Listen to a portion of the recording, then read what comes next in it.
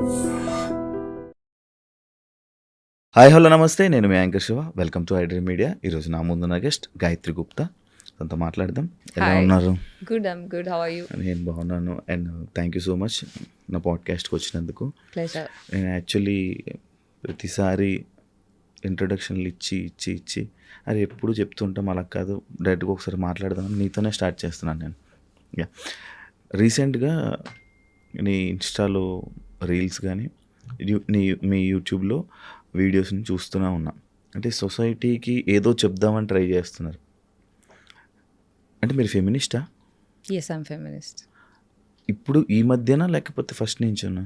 అంటే ఫెమినిస్ట్ అంటే బేసిక్గా మీ ఉద్దేశంలో ఏంటి? దాన్ని బట్టి అంటే అమ్మాయిలకి స్టాండ్ తీసుకోవడం, అమ్మాయిలు ఏం చేసినా రైట్ అని అనడం అని నాకు అర్థమైంది. అంటే అది మీ డెఫినేషన్ ఆఫ్ ఫెమినిజం. బేసిక్గా ఫెమినిజం ఏంటంటే ఉమెన్ని ఎంపవర్ చేయడానికి, ఏది పడితే అది రైట్ అనేది కాదు. మీరు నిజంగా మీ వీడియోస్ ఫుల్గా చూస్తే తెలుస్తుంది ఏంటంటే అమ్మాయిలందరూ సుధపూసలు గారు, అబ్బాయిలందరూ చెడ్డోళ్ళు గారు అని పబ్లిక్గా 1,00,000 సార్లు 10 years నుంచి మాట్లాడుతున్నా నాదొక వాయిస్. అది వింటే అర్థమవుతుంది. నార్మల్గా యాక్చువల్లీ నేను ఎలా చెప్తున్నానంటే ఫెమినిస్ట్ అంటే కొంతమంది మన దగ్గర అంటే ఇప్పుడు కొంతమంది, ఇప్పుడు ఫెమినిస్టులు కత్తి ఉంటుంది, కత్తితో మర్డర్ చేయొచ్చు, కత్తితో కూరగాయలు కోయచ్చు, ఏమైనా చేయొచ్చు. ఇది నేను బిగ్ బాస్లో ఉన్నప్పుడు విన్నా. అంటే ఇప్పుడు కత్తితో మర్డర్ చేశారు కాబట్టి కత్తి మంచిదా అంటే కత్తిని ఎలా వాడుతున్నారు వాళ్ళ బట్టి మనం డెఫినేషన్ మార్చలేం కదా. Feminism came to empower women because పితృస్వామ్య వ్యవస్థ వల్ల ఆడవాళ్ళు మీకు, అంటే ఇప్పుడు నేను స్పెసిఫిక్గా చెప్పక్కర్లేదు, మనకు అందరికి తెలిసిందే. ఇప్పుడు మన లాస్ అప్గ్రేడ్ అవుతున్నాయి, పీపుల్ అప్గ్రేడ్ అవుతున్నారు. ఒకప్పుడు ఆడవాళ్ళు ఇంటికి పరిమితం అవుతుండే, కిచెన్కి పరిమితం అవుతుండే. ఇప్పుడు సొసైటీలోకి వస్తున్నారు, వర్క్ చేస్తున్నారు. ఇప్పుడు సొసైటీ ఆడవాళ్ళకి రెడీ లేకుండే వర్క్కి. సడన్గా అంటే మిలీనియల్ జనరేషన్ నుంచి ఆడవాళ్ళు రావడం స్టార్ట్ అయిన దగ్గర నుంచి అసలు ఆడవాళ్ళని ఎలా హ్యాండిల్ చేయాలి అనే, ఇప్పుడు ఆడవాళ్ళ హెల్త్ డిఫరెంట్ ఉంటుంది, ఎక్స్పెక్టేషన్స్ డిఫరెంట్ ఉంటాయి. ఇలాంటివన్నీ కూడా మగవాళ్ళకి డిజైన్ చేయబడ్డ సొసైటీలో ఆడవాళ్ళు వచ్చినప్పుడు ఏమవుతుందంటే ఆడవాళ్ళని ఎలా హ్యాండిల్ చేయాలో ఆడవాళ్ళకి అర్థం కావట్లేదు, మగవాళ్ళకి అర్థం కావట్లేదు. కాబట్టి ఇదంతా షేక్ అవుతుంది. బేసిక్గా ఎవరు తప్పు కాదు, సిస్టమ్ అనేది ఫ్లాడ్గా ఉంది. దాన్ని మనం అప్గ్రేడ్ చేసుకోవడానికి మనం కష్టపడుతున్నాం. ఒక జార్లో నల్ల చీమలు ఎర్ర చీమలు వేసేసి మూత పెట్టేసి షేక్ చేస్తారు. షేక్ చేసిన తర్వాత ఏంటి, లోపల మనకు షేక్ తెలియట్లేదు, మూసింది తెలియట్లేదు. నల్ల చీమ ఎర్ర చీమ కొట్టుకుంటున్నాయి. కొట్టుకుంటే నీది తప్పు, నువ్వెన్ తప్పు, ఉమెన్ తప్పు అని మనం కొట్టుకుంటున్నాం. కానీ కామ్ డౌన్, షేక్ అవుతుంది సిస్టమ్, మనం అది మార్చుకోవాలి అని చెప్పి ఒక అప్గ్రేడ్ అవ్వడానికి, లాస్ అప్గ్రేడ్ అవ్వడానికి, comfort zone for everybody upgrade అవ్వడానికి ఫెమినిజం వచ్చింది. So this is not to hurt anybody. ఒకరిని బాధ పెట్టే ఉద్దేశంతో, ఒకరిని కించపరిచి, ఒకరిని తక్కువ చేసే ఉద్దేశం ఫెమినిజం కాదు. ఎవరికైతే అవసరం ఉందో, ఎవరి గొంతు అయితే వినిపించట్లేదో వాళ్ళకి హెల్ప్ చేయడానికి, ఎంపవర్ చేయడానికి, సేఫ్ సొసైటీ ప్రొవైడ్ చేయడానికి వచ్చే వాయిస్ ఫెమినిజం. ఈ ఇప్పుడున్న జనరేషన్లో అమ్మాయిల వాయిస్ వినిపించట్లేదు అన్నది నాకు తెలిసి మన మూర్ఖత్వం అని అనుకుంటున్నాను. ఎందుకంటే ఇప్పుడు ప్రతి విషయంలోని కూడా, ఏ విషయంలోనైనా అమ్మాయిలు ఫస్ట్ ఉన్నారు. ఏం చేయాలన్నా క్రైమ్ రేట్లో కూడా ఈ మధ్య అమ్మాయిలు కూడా ముందుకు వస్తున్నారు. అంటే మనం చూస్తున్న సిచ్యువేషన్లో, అలాంటి సిచ్యువేషన్స్లోనే కూడా అమ్మాయిలది రైట్ అంటారా? ఇప్పుడు నేనేమన్నాను, ఇక్కడ అమ్మాయి తప్ప కాదు, సిస్టమ్ ఫ్లాడ్ ఉంది అన్న. సో ఈ సిస్టమ్ ఏం చేసింది, ఇంతకు ముందు ఆడవాళ్ళని ఇంట్లోకి తొక్కేసింది. ఓకే, మగవాడిని బయట జంతువులా తయారు చేసి పెట్టింది. సో మగవాడు బయట ఎక్స్ప్లాయిట్ చేస్తాడు, ఇంటికి వచ్చి ఆడదాన్ని అబ్యూస్ చేస్తాడు. ఆడది ఎప్పుడు బయటికి చెప్పుకోలేదు, ఇక్కడ నా సేఫ్టీ లేదు, ఇంతకన్నా ఏమన్నా అయితే నేను చచ్చిపోతా అనే భయం కొద్దీ మన జనరేషన్స్ కొద్దీ మన అమ్మమ్మలు నాన్నమ్మలు అంతా మూసుకొని, తగ్గి, అంచుకొని డిప్రెషన్లోకి వెళ్ళిపోయి సైలెంట్ అయిపోయారు. ఇప్పుడు ఎప్పుడైతే ఆడవాళ్ళు బయటికి పాపులేషన్ పెరిగింది, రావడం స్టార్ట్ అయింది, ఇప్పుడు ఏమైంది, ఆడదానికి మొగోడికి ఎక్స్ప్లోయిట్ చేసినట్టు ఆడది ఎక్స్ప్లోయిట్ అవుతుంది. మొగోడికి చేతిలో కత్తి ఇచ్చి, ఇప్పుడు ఫెమినిజం వచ్చి, ఇప్పుడు అమ్మాయిలు బయటికి వచ్చి, ఇప్పుడు అమ్మాయిలు వైలెంట్ అవుతున్నారు అంటున్నారు. ఇంతకుముందు మొగోళ్ళు మరి వైలెంట్ ఎట్లా, ఎంత క్రైమ్ రేట్ ఉంది మన దగ్గర, ఎంత క్రైమ్ రేట్ ఉంది. ఆ క్రైమ్ రేట్ ఆడవాళ్ళు ఎందుకు జాయిన్ అవుతున్నారంటే ఆడవాళ్ళు మార్కెట్లోకి వచ్చారు. సిస్టమ్ అనేది మనుషుల్ని భయంలో పెట్టి కోపాన్ని అణిచేస్తే సైడ్ ఎఫెక్ట్ అలాగే అవుతుంది. సో మనం ఏంటి, ఆడవాళ్ళు హీల్ అవ్వాలి, మగవాళ్ళు హీల్ అవ్వాలి. సో మనము మొగోళ్ళు చేసినారు, ఆడోళ్ళు చేసినారంటే yes, everybody is doing, given a chance.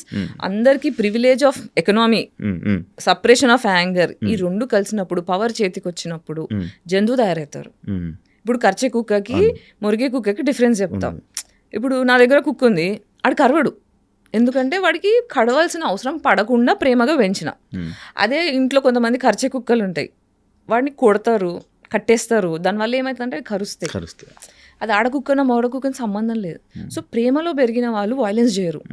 ఎవరైతే ఎక్స్‌ప్లాయిటేషన్‌కి గురవుతారో, ఎవరైతే భయంలో పెరుగుతారో, నాకు వాల్యూ దొరకట్లే, నాకు రెస్పెక్ట్ దొరకట్లే అన్న కోపం లోపల దాచుకొని పెరుగుతారో వాళ్ళు క్రిమినల్స్ తయారవుతారు. నన్ను అడిగితే మన క్రైమ్ రేట్లో మర్డర్లు చేసేటోళ్ళు, రేపులు చేసేటోళ్ళు, క్రైమ్ చేసేటోళ్ళు, డబ్బులు లాండరీ చేసేటోళ్ళు అన్నీ కూడా ట్రామా రెస్పాన్స్లు. వాళ్ళకి ప్రేమ దొరక్క, వాళ్ళకి రెస్పెక్ట్ దొరక్క అలా తయారవుతారు. యాక్చువల్లీ నేను రీసెంట్గా ఒక పాడ్కాస్ట్ చూసినప్పుడు నాకు అప్పటి వరకు తెలీదు, అంటే లైక్ మీరు సడన్గా ఆ మాట అనేసరికి లైక్ నాకు అబ్బాయిలు ఇష్టం, అమ్మాయిలు ఇష్టం అంటే నాకు అది అంత నాకు పర్టికులర్ పూర్తిగా అర్థం కాలే. అది అది ఎందుకు అలా చెప్పడం జరిగింది బయటికి? సో నేను చిన్నప్పటి నుంచి క్యూరియస్ ఉండే, అంటే అమ్మాయిలను చూస్తే కూడా నాకు మంచిగా అనిపించేది. నాకు ఎక్కువ నేను అమ్మాయిలకి అట్రాక్ట్ అయ్యేదాన్ని. అబ్బాయిలు ఎందుకు అంటే ఇప్పుడు నేను ఇంట్లోంచి బయటకు వచ్చేసా, ఒక చిన్నప్పటి నుంచి అమ్మాయికి ఏంటి పెళ్ళి, సంసారం అనేది ఒకటి చిన్నప్పటి నుంచి మనకు పెళ్ళి ఫైనల్ గోల్ ఆఫ్ అమ్మాయి ఏంటి పెళ్ళి. కానీ సొసైటీలో నాకు అమ్మాయి ఇష్టం అనేది చెప్పే ధైర్యం కానీ స్పేస్ కానీ ఇది కరెక్టా కాదా కూడా నాకు తెలీదు. అమ్మో నేను క్రీపీనేమో, నేను కామందురాలేమో, అందుకే ఇలా ఆలోచిస్తున్నానేమో, తప్పు అని నేను ఎప్పుడు ఎక్స్ప్రెస్ చేయలేదు. పెద్దగా అయిన తర్వాత నాకు ఓకే బైసెక్షువాలిటీ ఉంటుంది అని తెలిసిన తర్వాత, బట్ స్టిల్ నేను దాన్ని సీరియస్ చెప్పలేదు. ఎందుకంటే దాన్ని ఎక్స్ప్రెస్ చేసి దాన్ని ఎంబ్రేస్ చేసేంత సేఫ్ స్పేస్ లేదు. నేను ఎక్కువ సర్వైవల్ మోడ్లో పెరిగాను, సర్వైవల్ మోడ్లో తిరుగుతున్నాను, సర్వైవల్ మోడ్లో బ్రతుకుతున్నా. కాబట్టి ఎండ్ ఆఫ్ ద డే నా సేఫ్టీ, నా డబ్బులు, నా హెల్త్, ఈ మూడిట్లో కొట్టుకోవడం వల్ల I never explored my sexuality. నాకు ఏది ఇష్టం, నేను ఏది కావాలనుకుంటున్నా, ఓకే ఇది ఉంటే నాకు హ్యాపీ ఉంటుందా అని ఎక్స్ప్లోరేషన్ నేను ఎప్పుడు చేయలేదు. నాకున్న రిలేషన్షిప్స్ బ్రేకప్స్ అయినాయి కానీ అవన్నీ కూడా ఒంటరిదాన్ని అయిపోయా. నాకు ఫ్యామిలీ లేదు, నాకు ఫ్యామిలీ కావాలి అంటే మొగుడు నుంచే వస్తుంది ఫ్యామిలీ. సో నాకు అమ్మ నాన్న ప్రేమ మిస్ అయినా, నేను ఊహ తెలిసినప్పటి నుంచి నాకు అమ్మ నాన్న ప్రేమ లేదు. సో నాకు వచ్చే లైఫ్లో నాకు జస్ట్ లైఫ్ పార్ట్నరే కాదు, నాకు పేరెంట్స్ కూడా కావాలి. నాకు ఇంట్లో నాకన్నా పెద్ద, అంటే చిన్నప్పటి నుంచి ఇంట్లో పెద్దదాన్ని, మళ్ళీ బయటకు వస్తే కూడా అందరూ మెంటల్లీ చిన్నపిల్లలే ఉన్నారు నా చుట్టూ. I have been emotionally mother to all my friends. So అట్లా మెంటల్లీ చాలా టైర్డ్ అనిపిస్తుంది నాకు. అందుకే ఎప్పుడు నా మనసు ఎప్పుడు నాకన్నా మెంటల్లీ పెద్దవాళ్ళు ఉంటే బాగుండు అని కోరుకుంటా. ఆ పెద్దవాళ్ళు ఎక్కడ, అమ్మ నాన్నలో దొరుకుతారు. అది ఎక్కడి నుంచి వస్తుంది, లైఫ్ పార్ట్నర్ దగ్గర నుంచి వస్తుంది. కాబట్టి ఆ ఒక్క family, I want to belong somewhere అన్న ఆశ కొద్దీ నేను రిలేషన్షిప్స్లో పడ్డా. కానీ గివెన్ ఎ ఛాన్స్ సింగిల్గా ఉన్నంత ప్రశాంతంగా లేదు. ఎందుకు అంత, అంటే లైక్ అంటే కొంతమందికి అలా అనిపిస్తుంటుంది. కొంతమంది ఏమనుకుంటారు, రిలేషన్షిప్స్లో ఉన్న వాళ్ళు అదే చాలా మంచిగా ఉన్న వాళ్ళు ఉన్నారు. రిలేషన్షిప్ తప్పనట్లే, నాకు ప్రశాంతంగా ఉంది రిలేషన్షిప్ లేకపోతే అంటున్నా. ఎందుకు ఏమైనా ఇబ్బంది పడ్డారా? అంటే నేను రీసెంట్ పోస్ట్లో కూడా చూసాను, ఇన్స్టాలో బాగా ఏడుస్తూ బ్రేకప్ అయినందుకు ఏడుస్తూ అది పెట్టడం జరిగింది. బ్రేకప్ ఒక్కటైతే వేరు, చాలా బ్రేకప్స్ అయ్యాయి. కానీ ప్రతిసారి ఏంటంటే ఫ్యామిలీ కావాలి, నేను ఒంటరిగా ఉన్నాను, నాకు ఫ్యామిలీ కావాలి, నాకు ప్రేమ కావాలి అనే ఆశ కొద్దీ ఈ రిలేషన్షిప్స్లో కూడా నచ్చినా నచ్చకున్నా ఒక్కొక్కసారి when we had to have sex I had participated, but I wish I didn't do that. నాకు అంటే మొగోళ్ళు 100% పర్ఫెక్ట్ ఉండరు, మార్చుకోవాలి. ఇప్పుడు చెప్తారు కదా పెళ్ళైన తర్వాత, నా మొగుడు ఇట్లా సతాయిస్తుంది అట్లా సతాయిస్తుంది అంటే మార్చుకో అంటారు. కానీ మొగోళ్ళు మారకపోతే ఏం చేస్తాం? సో మార్చే పద్ధతిలో ఏంటంటే okay I want a family అనే కోరిక కొద్దీ చాలాసార్లు కాంప్రమైజ్, ఇష్టం లేకున్నా పార్టిసిపేట్ చేయడం. సో 30 years తర్వాత కన్సెంట్ అని తెలిసిన తర్వాత, కన్సెంట్ డెఫినేషన్స్ అర్థమైన తర్వాత, మ్యారిటల్ రేప్స్ గురించి అర్థమైన తర్వాత, సెల్ఫ్ వర్త్ తెలుసుకున్న తర్వాత, నా వర్త్ నాకు తెలియకపోవడం వల్ల, నాకు ఫ్యామిలీ ఉంటే కానీ వాల్యూ లేదు అని నేను ఫీల్ అవ్వడం వల్ల, అర్హత లేని మనిషితో రిలేషన్షిప్ పెట్టుకొని వాళ్ళకి నేను తగ్గాను అనే ఒక సాడ్ ఫీలింగ్ వచ్చింది. దానివల్ల ఏంటంటే ఓకే నాకు ఇప్పుడు అంటారు కదా, ప్రేమతో పెరగని వాళ్ళు కత్తి మీద ప్రేమను వెతుక్కుంటారు, కత్తి మీద అని. అలా నేను అలా వెతుక్కున్న ప్రేమని, but it was not safe. Selection problem ఏమో కదా? అవును, నా సెలక్షన్ ప్రాబ్లమే. ఎందుకంటే తండ్రి దగ్గర నుంచి వచ్చే, ఇప్పుడు ఎప్పుడైనా అమ్మాయి ఫాదర్ లాంటి అబ్బాయిని కోరుకుంటుంది, అబ్బాయి ఎప్పుడు అమ్మాయి లాంటి అమ్మ లాంటి అమ్మాయిని కోరుకుంటాడు. నా ఫాదర్ ఈక్వేషనే ఖరాబ్ అయిపోయింది. సో ఇప్పుడు అబ్యూజివ్ ఫాదర్ ఉన్నాడు, కూర్చుంటే పగలగొట్టడం, లేస్తే పగలగొట్టడం, చీపి తిరిగిపోయి, చెప్పులు ఇరిగిపోయి, టీవీ వైర్ ఉంటుంది కదా, కాపర్ వైర్ పైన పొట్టు తీసేసి ఆ వైర్తో కొడితే తోలు లేస్తే దాంట్లో కారం పొడేయడం, కళ్ళల్లో నిమ్మకాయలు వినడం, ఇది రెగ్యులర్, ఇది డైలీ బేసిస్. పొద్దున అవుతుందంటే వాళ్ళు ఏం చూడాల్సి వస్తుందో అనేటట్టు 25 years వచ్చేదాకా, 25 years ఇంట్లోంచి నేను బయటికి వచ్చేదాకా దెబ్బలు తినని రోజు లేదు, ఏడ్చుకుంటూ పడుకోని రోజు లేదు. టిల్ ఎట్ ది ఏజ్ 35 వరకు కూడా ప్రతి day I sleep with crying, ఏడ్చుకుంటూ నాకు అమ్మ కావాలి, నాన్న కావాలని ఏడ్చుకుంటూ పడుకున్నాను. ఓన్లీ మిమ్మల్ని కొట్టేవాళ్ళు? మీరు నలుగురు అంట కదా? అందరినీ కొడతారు, మమ్మీని నన్ను ఎక్కువ. మీకు మమ్మీ పోలికలు ఉన్నాయా? పోలికలని కాదు, ఇంట్లో ఎప్పుడైనా ఏమవుతుందంటే పేరెంట్స్ టాక్సిక్ ఉన్నప్పుడు ఏమవుతుందంటే, ఒక సైకాలజీ టర్మ్స్లో చెప్తా, ఒక స్కేప్ గోట్ అనే ఇప్పుడు మా ఇంట్లో మేము 5 సిస్టర్స్, ఓకే, మోర్ దాన్ 1 పిల్లలు ఉంటే ఒకరు స్కేప్ గోట్ అవుతారు, ఒకరు గోల్డెన్ చైల్డ్ అవుతారు, మిగతా వాళ్ళు ఇన్విజిబుల్ అయిపోతారు. స్కేప్ గోట్ చైల్డ్ ఏంటంటే, నాకు నిజాలు మాట్లాడడం ఇష్టం, మీకు నచ్చినా నచ్చకపోయినా నాకు తప్పు అనిపిస్తుంటే, నాకు ఇది తప్పు అనిపిస్తుంది కొంచెం చూడండి అని అడుగుతా. ఇప్పుడు టాక్సిక్ ఫ్యామిలీలో ఏమవుతుందంటే, నేను చెప్పిందే నువ్వు వినాలి, అది తప్పు ఒప్పుతో సంబంధం లేదు అని చెప్పి ఫోర్స్ చేస్తారనుకో, నేను నిజాన్ని అడుగుతున్న ప్రతిసారి వాళ్ళకి నచ్చట్లేదు కాబట్టి నన్ను కొట్టడం చేస్తుండే. పెద్దవాళ్ళు కాబట్టి ఏజ్లో పెద్దవాళ్ళు అదే కోరుకుంటారు, చిన్నవాళ్ళు నేను చెప్పిన వినాలి, మీకేం తెలుసు అన్నట్టు. కానీ ఒక జెన్యున్ క్వశ్చన్ అడిగినప్పుడు నాకు ఆన్సర్ వచ్చేది కాదు. సో ఒక చైల్డ్ నీడ్స్ని పట్టించుకోకుండా ఒక డిక్టేటర్ లాగా. అంటే ఏం క్వశ్చన్స్ అడిగేవాళ్ళు నార్మల్గా మీ నాన్నగారిని? నీకు ఏదో డ్రెస్ కావాలనేది అడిగితే, ఇది ఒక స్టూపిడ్ ఎగ్జాంపుల్ చెప్తున్నా, డ్రెస్ కావాలని అడిగితే అది నేను కొనిచ్చేంత స్తోమత లేదు బెటనా. మా నాన్న రిచ్, బాగా పైసలు ఉన్నాయి, కానీ కావరం ఎక్కువ. సో అన్ని పైసలు లేవు బెటా నా దగ్గర ఏమన్నా అడిగితే అదొక్కటి నా ఒక్కదానికే చేస్తుండే, మిగతా వాళ్ళందరికీ మామూలుగానే ఏదంటే అది కొనిచ్చేవాళ్ళు. నాకు పాకెట్ మనీ 100 rupees నెలకి ఇంజనీరింగ్లో ఇచ్చి దాని లెక్కలు అడుగుతుండే హాస్టల్లో ఉన్నదానికి.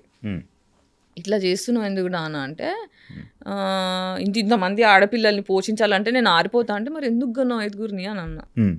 అంటే ఇది 1 సారి 2 సార్లు కాదు, ఒక 100 సార్లు నన్ను చిన్న చేయడం అలా చేస్తే, 5గురిని ఎందుకు కన్నా, మరి తక్కువ మందిని కనాల్సింది, బాధ్యత ఇంత ఉండేది కాదు కదా. నేను చాలా జెన్యున్గా ఇన్నోసెన్స్తో అడిగితే నువ్వు గంతు కానీ ఎక్కువ మంది నువ్వు అంటే ఎక్కువ మందిని అలా చాలా డిఫరెంట్గా మాట్లాడతారు. మళ్ళీ అంటే ఇవి స్మాల్ థింగ్ ఏంటి అని వెతుకుతుంటే నాకు దొరకట్లేదు, కానీ మా డాడీ చేసినవన్నీ చాలా ఎక్స్ట్రీమ్ పనులు. ఓకే, అవన్నీ నేను ఒక పాడ్కాస్ట్లో అంటే ఫాదర్ అబ్యూస్ గురించి మాట్లాడతాను. That is too much to bear. Actual మీ నాన్నగారికి అబ్బాయి కావాల్సి 3 అబార్షన్లు అయినాయి మా అమ్మకి. మళ్ళీ ఆడపిల్లలతో సాటిస్ఫాక్షన్ లేక మా మీద మర్డర్ అటెంప్ట్ చేయించాడు. మా అమ్మ మీద మర్డర్ అటాక్ చేశాడు. తర్వాత డివోర్స్ అప్లై చేసేటప్పుడు ఆస్తులు ఇవ్వడం ఇష్టం లేక ఆ టైంలో చాలా హారిబుల్ డివోర్స్ సీన్స్. దాని తర్వాత మళ్ళీ పెళ్లి చేసుకున్నారు, మళ్ళీ అమ్మాయి పుట్టింది. తండ్రి పాపాలు అనేవి కూతురు తీర్చాలంట, స్పిరిచువాలిటీ అర్థమైంది. పాపాలు చేసే తండ్రికి అమ్మాయిలు మాత్రమే పుడతారంట, కొడుకులు పుట్టారంట. అర్థమవుతుంది తర్వాత నమ్ముతున్నా, ఇంతకుముందు నమ్మేదాన్ని కాదు. బేసిక్గా మీరు అలాంటి వాతావరణంలో నుంచి రావడం వల్ల మీకు ఒక అమ్మాయికి సపోర్ట్ చేయాలి అంటే, ఇలా చాలా మంది అమ్మాయిల జీవితాలు ఇలా ఉన్నాయి. చాలా మంది అమ్మాయిలు బయటికి ఇప్పుడు ఎంతో అంటే పితృస్వామ్య వ్యవస్థ అనేది ఏం చేస్తుందంటే, బేసిక్గా పురుషాధిక్యంలో డిజైన్ చేయబడ్డ సొసైటీ ఇది. So extremely emotionally intelligent parents, అంటే ప్రేమని అర్థం చేసుకున్న తల్లి తండ్రి ఉన్న కుటుంబాల్లో మాత్రమే ఆడపిల్లలు సంతోషంగా ఉన్నారు. అది ఓన్లీ ఎక్స్ట్రీమ్లీ రిచ్ కమ్యూనిటీస్లో, అది కూడా అందరు కూడా కాదు. బట్ మన ఇండియా ఏంటి, ఇండియా కాదు ప్రపంచం మొత్తం ఇలాగే ఉంది. రిచ్ క్రౌడ్ తక్కువ, పూర్ క్రౌడ్ ఎక్కువ, మిడిల్ క్లాస్ ఎక్కువ. సో ఎకనామికల్ ఇష్యూస్ ఉన్న ప్రతి దగ్గర ఎక్స్‌ప్లాయిటేషన్ ఉంటుంది. So larger crowd of women are going through depression. So నా వాల్యూ ఏంటో నాకు తెలియకుండా నేను పెరుగుతున్నట్టు చాలా మంది అమ్మాయిలు, చాలా మంది కాదు, ఎక్స్ట్రీమ్లీ ఎక్కువ population, more than 50% of population అనే చెప్తాను నేను. మీరు ఇలా మాట్లాడడం స్టార్ట్ చేశాక ఏదైనా ఎవరైనా అమ్మాయిలు మిమ్మల్ని కాంటాక్ట్ అయ్యారా? చాలా మంది అవుతారు, రెగ్యులర్ బేసిస్లో అవుతారు. వీళ్ళ టైం బట్టి మ్యాక్సిమం రిప్లైలు ఇస్తా, అందరితో మాట్లాడతారు. ఓకే, ఈ జనరేషన్లో పెళ్లి చేసుకోవడం తప్పు అంటారా? తప్పు అంటే ఇట్స్ అ ప్రివిలేజ్. ఓకే, పెళ్లి చేసుకోవడం అనేది ప్రివిలేజ్. ఇప్పుడు నన్ను అడిగితే మనం అందరం యుద్ధంలో ఉన్నాం, సైకలాజికల్ యుద్ధంలో ఉన్నాం. ఇప్పుడు మనం ఏం చేయొచ్చు అంటే, తరతరాలు వరల్డ్ వార్ అయిన తర్వాత ఇండిపెండెన్స్ మనకి ఇండియా ఇండిపెండెన్స్ వార్ యుద్ధాలు అయిన తర్వాత ఏంటంటే మనం అంతా ట్రామాకు గురాం. అంటే ఫర్ ఎగ్జాంపుల్ మనం పరిగెడుతుంటే పెద్ద దెబ్బై కాలు ఫ్రాక్చర్ అయిపోయింది అనుకోండి, ఆ కాలు ఫ్రాక్చర్ అయిపోయేదాకా మనం ఏం చేస్తాం, బెడ్ రెస్ట్ తీసుకొని దాని మీద ఫోకస్ చేస్తాం. దాని మీద ఫోకస్ చేస్తే దగ్గుతుంది. లేదు నువ్వు పట్టేసేసిన నువ్వు ఉరుకు అంటే ఉరకలేం మనం. దానివల్ల దెబ్బలు ఇంకా పెరుగుతుంది, ఇన్ఫెక్షన్ అవుతుంది, కాలు తీసేదాకా వస్తుంది. సో వార్ వల్ల ఏమవుతుందంటే మన తాతలు, ఇప్పుడు మా తాత ఫ్రీడమ్ ఫైటర్ ఉండే, ఫ్రీడమ్ మూమెంట్లో మా తాతయ్య పార్టిసిపేట్ చేశారు, బ్రిటిష్ వాళ్ళ చేతిలోనే చనిపోయారు మా తాతయ్య కూడా. ఎమ్మెల్యే ఉండే, ఫ్రీడమ్ వచ్చిన తర్వాత ఆ టైంలో హీ గాట్ కిల్డ్. సో ఇట్లాంటి టైంలో ఏమవుతుందంటే మన తాతల జనరేషన్ వాళ్ళందరూ ఇమోషనల్ ట్రామాకి గురయ్యారు. అంటే ఫుడ్ ఎక్స్‌ప్లాయిటేషన్, చంపేయడాలు, భయంలో బ్రతికారు. ఇప్పుడు గాజా వార్ చూస్తున్నారు కదా, భయంలో ఉన్నారు. ఈ గాజాలో ఎవరైనా మిగిలారనుకోండి, వాళ్ళ నెక్స్ట్ తరాలు అందరూ కూడా మన డిఎన్ఏలో 7 తరాల మెమరీ స్టోర్ అయిపోయి ఉంటుంది. తెలుసా మీకు? తెలియదు. మనకి డిఎన్ఏ మనకి ఇప్పుడు సరే పెళ్లి చేయాలంటే 7 తరాల టు 7 తరాలు ఎందుకంటారు నాకు తెలియదు. ఎందుకంటే వాళ్ళకి హెల్త్ ఇష్యూస్ కానీ ఇవన్నీ, మన హెల్త్ ఇష్యూస్ ఎలా వస్తాయి, మనకున్న డిప్రెషన్ బట్టి, మన లోపల ఉన్న ట్రామా బట్టి. ఇప్పుడు భయం వల్ల వచ్చిన హెల్త్ ఇష్యూ, నేను నిజాలు మాట్లాడలేకపోతున్నాను అనుకో, నాకు థైరాయిడ్ వచ్చే ఛాన్స్ ఉంటుంది. నాకు సపోర్ట్ సిస్టమ్ దొరకట్లేదు అనుకో, నాకు లోవర్ బ్యాక్ పెయిన్ వస్తుంది, ఫైనాన్షియల్గా డబ్బులు లేకపోవడం వల్ల అట్లుంటే. సెక్షువల్ ట్రామా ఉందనుకోండి, రేపులు ఎక్కువ జరగడం, ఇవన్నీ జరిగితే అంటే ఇట్లా లోవర్ బ్యాక్ టెయిల్ బోన్ దగ్గర పెయిన్ రావడం అలా వస్తుంది. ప్రేమ సరిగ్గా దొరకట్లేదు అనుకో, నేను ఎవరిని ప్రేమించలేకపోయే ధైర్యం చేయలేకపోతున్నాను అనుకో, హార్ట్లో పెయిన్ వస్తుంది. ఎక్కడ తెలుసుకున్నారు ఇవన్నీ చదువుకున్నా ఇంత నాలెడ్జ్. సో దీనంటే దీస్ డిసీజెస్ మనకున్న డిసీజెస్ అన్నీ కూడా ఇమోషనల్ బ్యాగేజెస్ వల్ల వచ్చేవన్నమాట. సో మన తాత ముత్తాతల జనరేషన్ వాళ్ళందరికీ ఇలా డిఎన్ఏలో కూర్చుండిపోయాయి. అందుకే ఒక్కొక్కరికి ఒక్కొక్క లాంటి డిసీజెస్ వస్తుంటాయి.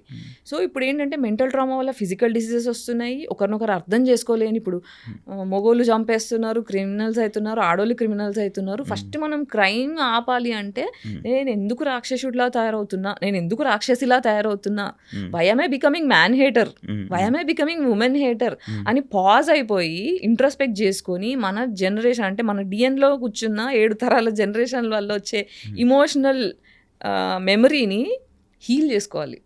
అంటే ఏళ్ళు దెబ్బ తగిలింది, నేను ఇప్పుడు పరిగెత్తదలుచుకోలేదు, కాలికి దెబ్బ తగిలింది, నేను పరిగెత్తదలుచుకోలేదు, ఫస్ట్ కూర్చొని నేను ఫోకస్ చేసుకొని హీల్ చేసుకుంటా. తగ్గిన తర్వాత అప్పుడు నేను నడుస్తా, తర్వాత పరిగెడతా. సో ఇప్పుడు నాకు తెలిసి ఈ 7 తరాలలో నెక్స్ట్ 7 తరాలు మళ్ళీ బాగుపడాలంటే ఈ తరం వాళ్ళందరూ పాజ్ అయిపోయి, నాకేం నా నెత్తిలో ఏం గుడిసిపోయింది, నా ఆరోగ్యం ఎందుకు ఇలా గుడిసింది, నేను ఎందుకు ఎవరితో ఫ్రెండ్షిప్ చేయట్లేదని ఆగి కాంటెంప్లేట్ చేసుకొని హీల్ అవుతే వచ్చే తరాల నుంచి పెళ్ళిళ్ళు విరగకుండా, ఫోర్స్ఫుల్గా ఉండకుండా, ప్రశాంతంగా హ్యాపీగా, అంటే ఒక పెళ్ళి చేసుకున్నాము అంటే డివోర్స్ తీసుకోవాలి అనే ఆలోచన రాకుండా ఉండాలి. నా మొగుడు అంటే నాకు ప్రాణం, నేను లాయల్గా ఉంటా అని అమ్మాయి అనుకోవాలి. నా పిల్లని లేకపోతే నేను ఉండలేను, నా పిల్లని తప్ప నన్ను ఎవరిని చూడను అనే అంత లాయల్గా మొగుడు ఉండాలి. అలాంటి రిలేషన్షిప్స్ మనకు రావాలంటే ఈ ట్రామాల నుంచి బయటపడాలి. కానీ ఇప్పుడు అవి రావు కదా. ఇప్పుడు ఈ మధ్య కాలంలోనే డివోర్స్ అంటే సింపుల్ అయిపోయింది. ప్రతి ఒక్క ఐసోలేట్ అవ్వాలి, నా గురించి నేను ఫోకస్ చేసుకొని నేను హీల్ అవ్వాలి అంటే రిలేషన్షిప్లో ఉండకూడదు. రిలేషన్షిప్లో ఏమవుతుందంటే రిలేషన్షిప్ వల్ల వచ్చే మేజర్ సైడ్ ఎఫెక్ట్ ఏంటంటే, నాకన్నా నా పార్ట్నర్ మీద ఎక్కువ ఫోకస్ చేస్తా. వాళ్ళ బాగోగుల గురించి చూడడమే రిలేషన్షిప్ ఇవ్వడం. ఒకరికి మనం ఇవ్వాలి అంటే మన దగ్గర ఉండాలి. మనమే డిప్రెషన్లో ఉన్నామంటే డిప్రెషన్ నా దగ్గర ఏముంటే అదే ఇస్తాను నేను. ఇప్పుడు దగ్గర నన్ను ఫోన్ అడిగారు అనుకోండి, యాపిల్ ఫోన్ ఉంది, ఈ ఫోన్ ఇస్తా. నా దగ్గర నోకియా 1100 ఫోన్ ఉంటే అదే ఇస్తా. ప్రేమ కూడా అంతే. నేను ప్రేమ అనేది పరిచయం కాలేదనుకో, నేను అబ్యూస్ ఇస్తా. కాబట్టి మనం అబ్యూస్ అనేది మనకు జరిగింది, మన పేరెంట్స్ని మనం ఫర్గివ్ చేయాలి, యాన్సిస్టర్స్ని ఫర్గివ్ చేయాలి. ఎందుకంటే వాళ్ళు ట్రామాకు గురయ్యారు కాబట్టి ఆ భయం కొద్దీ వాళ్ళు కోపాన్ని మన మీద రుద్దారు. అందులోంచి నేను బయటికి వచ్చి ఫర్దర్గా నా పిల్లానికి కానీ మొగుడికి కానీ పిల్లలకు కానీ పాస్ చేయను అని హీల్ అవ్వాలి. So it's a pause that is happening which is good. పెళ్ళిళ్ళు అనేది ఇంకా ప్రివిలేజ్. మీరు ముందు సాక్షిలో పనిచేసేవాళ్ళు, తర్వాత స్టార్ మా మ్యూజిక్ హోస్ట్. స్టార్ మా గురించి కూడా తెలుసా? చాలా మందికి తెలియదు.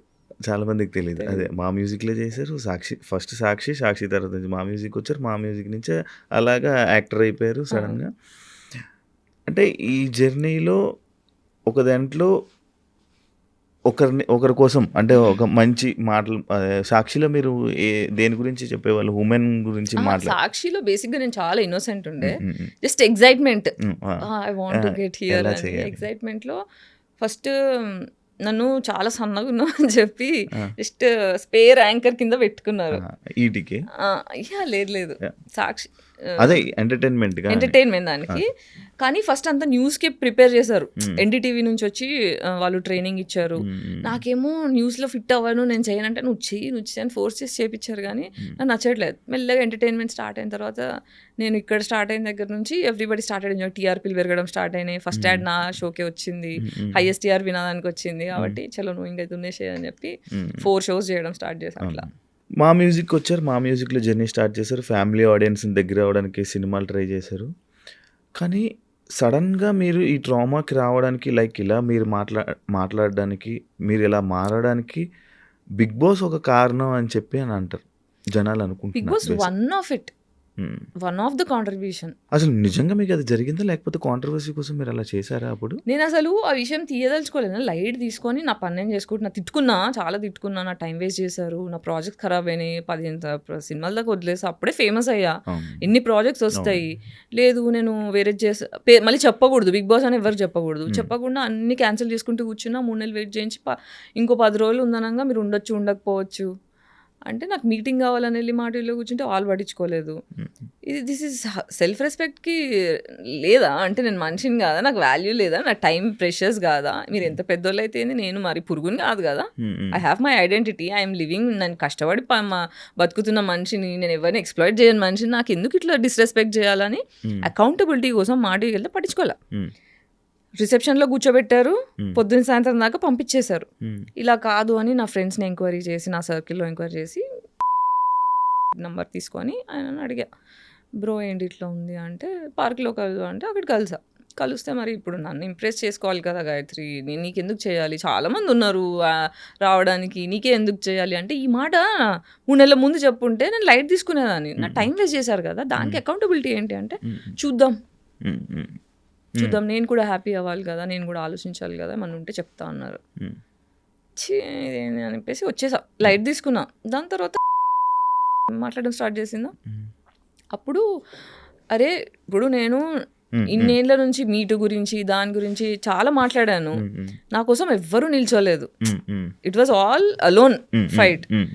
అంటే ఇప్పుడు శ్రీరెడ్డి మాట్లాడినప్పుడు చాలా మంది మహిళా మండలి సంఘాలు వెళ్ళి శ్రీరెడ్డికి సపోర్ట్ చేశారు, జూనియర్ ఆర్టిస్టులు వెళ్ళి సపోర్ట్ చేశారు, చాలా చేశారు. కానీ నా వాయిస్కి ఒక్కరు కూడా రెస్పాండ్ కాలే. సో వెళ్ళి టీవీ ఛానల్ TV5లో చూసాను నేను. తను వెళ్ళి తనతో ఏమేమి జరిగిందో ఎగ్జాక్ట్లీ అదే జరిగింది నాకు. సో నేను అనుకున్నా, అరే నాకు ఎవరు నిల్చోలేదని నేను బాధపడ్డా, ఇప్పుడు ఈ అమ్మాయి ఒక్క స్ట్రగుల్ అవుతుంది, ఎవరు నిల్చోపోతే ఎలా అని చెప్పి చాలా సోషల్ రెస్పాన్సిబిలిటీతో ఫెమినిస్ట్గా వెళ్ళి I also went through the same thing. Let me know what I can, అంటే నేను ఎలా హెల్ప్ అవ్వగలుగుతానో చెప్పు, I will be there for you, అసలు don't hesitate to contact me అని చెప్పా. తర్వాత కేసు పెడదాం అనుకుంటున్నా, ఏమంటాం అంటే okay if it is worth it let's do this అని చెప్పి లాయర్ని మాట్లాడుకొని ఇంకొక ప్రొడ్యూసర్ నా సపోర్ట్ చేస్తా అని చెప్పి మొత్తం తప్పుదారి పట్టించారు. మధ్యలో నాకు అర్థమైంది ఏంటంటే అందరూ గేమ్ ఆడుతున్నారు, అటు గేమ్ ఆడుతున్నారు, ఇటు గేమ్ ఆడుతున్నారు, మధ్యలో నేను ఒక ఎర్రి పుష్పమైనా అని నాకు అర్థమైంది. కానీ బేసిక్గా అది జరిగిన తర్వాత, ఆ సిచ్యువేషన్ అయిన తర్వాత ఒక 3 months 4 months అది అయిపోయిన తర్వాత లైక్ ఓకే ఇదొకటి జరిగింది, ఇది ఒక సిచ్యువేషన్ జరిగింది అని చెప్పి పక్కన పెట్టి మీ కెరియర్ని బిల్డ్ చేసుకుని ఉంటే మంచి ప్లేస్లో ఉండేవాళ్ళేమో అని అనుకున్నాం ఆడియన్స్ కదా. దాని అంటే తర్వాత అప్పుడు ఇప్పుడు కేసు అయిపోయింది, నేను ఇప్పుడు నాకు ఈ హెల్త్ ఇష్యూ ఉంది, స్పైనల్ కార్డ్ ఇష్యూ ఒకటి ఉంది, అది 25 అంటే నేను సాక్షిలో జాయిన్ అయ్యే ఫస్ట్ డే స్టార్ట్ అయిపోయింది నాకు. ఇలా ఫుల్ ఎక్సైట్మెంట్లో నాకు ఇష్టమైన జాబ్ నేను నా సొంతంగా తెచ్చుకున్నా, నా ఎడ్యుకేషన్తో సంబంధం లే, సర్కిల్తో సంబంధం లే, పేరెంట్స్ రికమెండేషన్తో సంబంధం లే, సొంతంగా తెచ్చుకున్నాను. ఒక ఫస్ట్ గర్వం అంటే చిన్నప్పటి నుంచి నువ్వు వేస్ట్, నువ్వు దేని పనికిరావు, నువ్వు చచ్చిపో అని మా ఇంట్లో మాటలు అని పెరిగిన మనిషిని ఫస్ట్ టైం ఓకే నేను వేస్ట్ కాదు, నేను ఏదో ఒక చేయగలుగుతా అనే ఎక్సైట్మెంట్లో పోయా ఆఫీస్కి. వెళ్ళి ఇలా స్టెప్స్ ఎక్కుతున్నా పట్టేసుకుంది లోవర్ బ్యాక్, కదల రావట్లే, ఇట్లా కాలు తీస్తే ఇట్లా మంటలు వచ్చేస్తున్నాయి బ్యాక్లో. నాకు అర్థం కావట్లేదు, కూర్చొని ఇంకా వాళ్ళకి ఫోన్ చేస్తే వచ్చి పెయిన్ కిల్లర్ ట్యాబ్లెట్ ఇచ్చి పైనకి వెళ్ళి నాకేం అర్థం కావట్లేదు ఏంటి. తర్వాత ఇంకా అప్పటికే నా ఇంకా షో స్టార్ట్ కాలేదు. నీ షో స్టార్ట్ అయినప్పుడు పిలుస్తానులే గాయత్రి నువ్వు వెళ్ళు అంటే ఇంటికి వెళ్ళిపోయా, బెడ్ రిడన్ అయిపోయా. ఇంకా అక్కడ నుంచి నాకు హెల్త్ పాడవడం స్టార్ట్ అయింది. సో ఆ హెల్త్ ఎందుకు పాడైంది అంటే ట్రామా వల్ల. ఇప్పుడు ఈ ఇండస్ట్రీకి వచ్చిన తర్వాత కూడా ఏంటి, ఇప్పుడు బిగ్ బాస్ అంటే బయటికి కనిపించింది, నేను మాట్లాడాను. ఎందుకంటే బిగ్ బాస్ కూడా ఎందుకంటే బాండ్ సైన్ చేసి ఉన్నాం కాబట్టి, కాల్ కాన్వర్సేషన్స్ ఉన్నాయి కాబట్టి, ప్రూఫ్లు ఉన్నాయి కాబట్టి నేను ధైర్యం చేసిన బయటికి వచ్చి మాట్లాడడానికి. నాకు ఇండస్ట్రీకి వచ్చిన దగ్గర నుంచి ఎన్ని రేప్ అటాక్లు అయినాయి, ఎంత ఎక్స్ప్లోటేషన్ అయింది అనే దానికి ప్రూఫ్లు లేవు. నేను చాలా ఇన్నోసెంట్గా తిరిగా, ఏం తెలియకుండా నా తెలుగు పీపుల్ అనేటోళ్ళు సేఫ్టీ. ఇప్పుడు నేను చిన్నప్పుడు ఏమనుకున్నా, నాకు ఎంట్రీకి ఇగ్లీసియాస్ అంటే ఇష్టము, ఆయనతో పాట చేయాలి, నాకు పాటలు పాడేదాన్ని నేను, తనతో సాంగ్ చేద్దాం అనే చిన్న ఇన్నోసెంట్ కోరిక. పాస్పోర్ట్లు అప్లై చేసుకున్నప్పుడు సార్ ఇంట్లో చింపేసేవాళ్ళు. తర్వాత ఒకసారి ఇంజనీరింగ్లో మా సీనియర్స్ పాన్ వీడియోస్ చూపించారు, ర్యాగింగ్ టైంలో పాన్ వీడియోలు చూపించేసరికి నాకు గుండె దడొచ్చేసింది. వామ్మో ఇదేంది నో అనుకున్న తర్వాత అక్కడ హాలీవుడ్ యాక్ట్రెసెస్ అవి మార్ఫింగ్గా ఒరిజినల్ అని నాకు తెలియదు, బట్ ఆ పేర్లతో వచ్చినవన్నీ చూసిన తర్వాత నాకు అవన్నీ గుర్తొచ్చేసి, అమ్మో హాలీవుడ్కి వెళ్తే ఇలాంటివన్నీ చేయాల్సి వస్తుందా, మన తెలుగు అయితే సేఫ్ కదా, అంత ఇన్నోసెంట్ ఉండే నేను, తెలుగు అయితే సేఫ్ కదా, మనోళ్ళు తెలుగు జాతి, మన జాతి, తెలుగు భాష గొప్ప అలా అనుకొని నేను ఇంకా ఫస్ట్ ఏమన్నా పీకితే ఇక్కడ పీకి చూద్దాము, ధైర్యం వచ్చిన తర్వాత అర్థమైన తర్వాత హాలీవుడ్ ఏందో చూసుకుందాం అన్నట్టు నేను ఇక్కడ ఆడిషన్ చేయడం స్టార్ట్ చేశాను. వెళ్ళిన ప్రతి దగ్గర అడగడం ఒకటి, కన్సెంట్ లేకుండా రేప్ అటాక్లు చేయడం ఒకటి, చాలా అయిపోయినాయి. అలా చేస్తారా? మరి ఎందుకు రారు ఎవరు బయటికి అమ్మాయిలు? ఎందుకు రారు అంటే హెల్ప్లెస్నెస్, ధైర్యం లేదు. ఇప్పుడు ఇంట్లో మొగుడుతో దొక్కించుకుంటావా, సొసైటీలోకి వచ్చి 10 మందితో దొక్కించుకుంటావా అన్నట్టు ఉంటుంది ఈక్వేషన్. ఇప్పుడు బయటకు వచ్చి మాట్లాడారు అనుకోండి, ఏమైంది నా కెరియర్, మీరు చెప్పండి ఏమైంది నా కెరియర్, బిస్కెట్ ఉన్నాయి సినిమాలో, ఈ రోజుకి డబ్బుల కోసం కొట్టుకుంటున్నా, లిటరల్గా నా హెల్త్ బాగాలేకపోతే క్రౌడ్ ఫండ్కి అప్లై చేసుకోవాల్సి వచ్చిన పరిస్థితి. ఇలా ఎవరు కోరుకుంటాడు? ఇంత ఫైనాన్షియల్ అబ్యూస్ ఎవరు కోరుకుంటారు? కోరుకోరు కదా. ఇంత పావర్టీలో ఉండాలని ఎవరు ఇష్టపడరు. This is a huge price I had to pay to talk truth. అందరికీ నిజాలు మాట్లాడే ధైర్యం ఉండదు. ఇప్పుడు నాకు డెత్ థ్రెట్స్ వచ్చాయి, రేప్ థ్రెట్స్ వచ్చాయి, ఫైనాన్షియల్గా బిస్కెట్ అయిపోయినా, హెల్త్ ఇంకా డిప్రెషన్లోకి వెళ్ళిపోయి హెల్త్ ఖరాబ్ అయిపోయింది, ప్రాజెక్ట్స్ రావట్లేదు, ఇంత లాసెస్ అన్న ఆలోచించుకుంటారు కదా. మరి ఎలా ఉంటున్నాను అంటే చిన్న చిన్న ప్రాజెక్ట్స్. ఇప్పుడు నేను మాట్లాడడం వల్ల ఇండస్ట్రీ కట్ చేసిందేమో కానీ చాలామంది ఫ్యాన్స్ కూడా ఉన్నారు నాకు, చాలామంది ఫ్యాన్స్ ఉన్నారు. ఇండిపెండెంట్ సినిమాలు తీస్తారు, కొత్త సినిమాలు తీస్తారు, వాళ్ళతో చేస్తా, వెబ్ సిరీస్లు చేస్తా.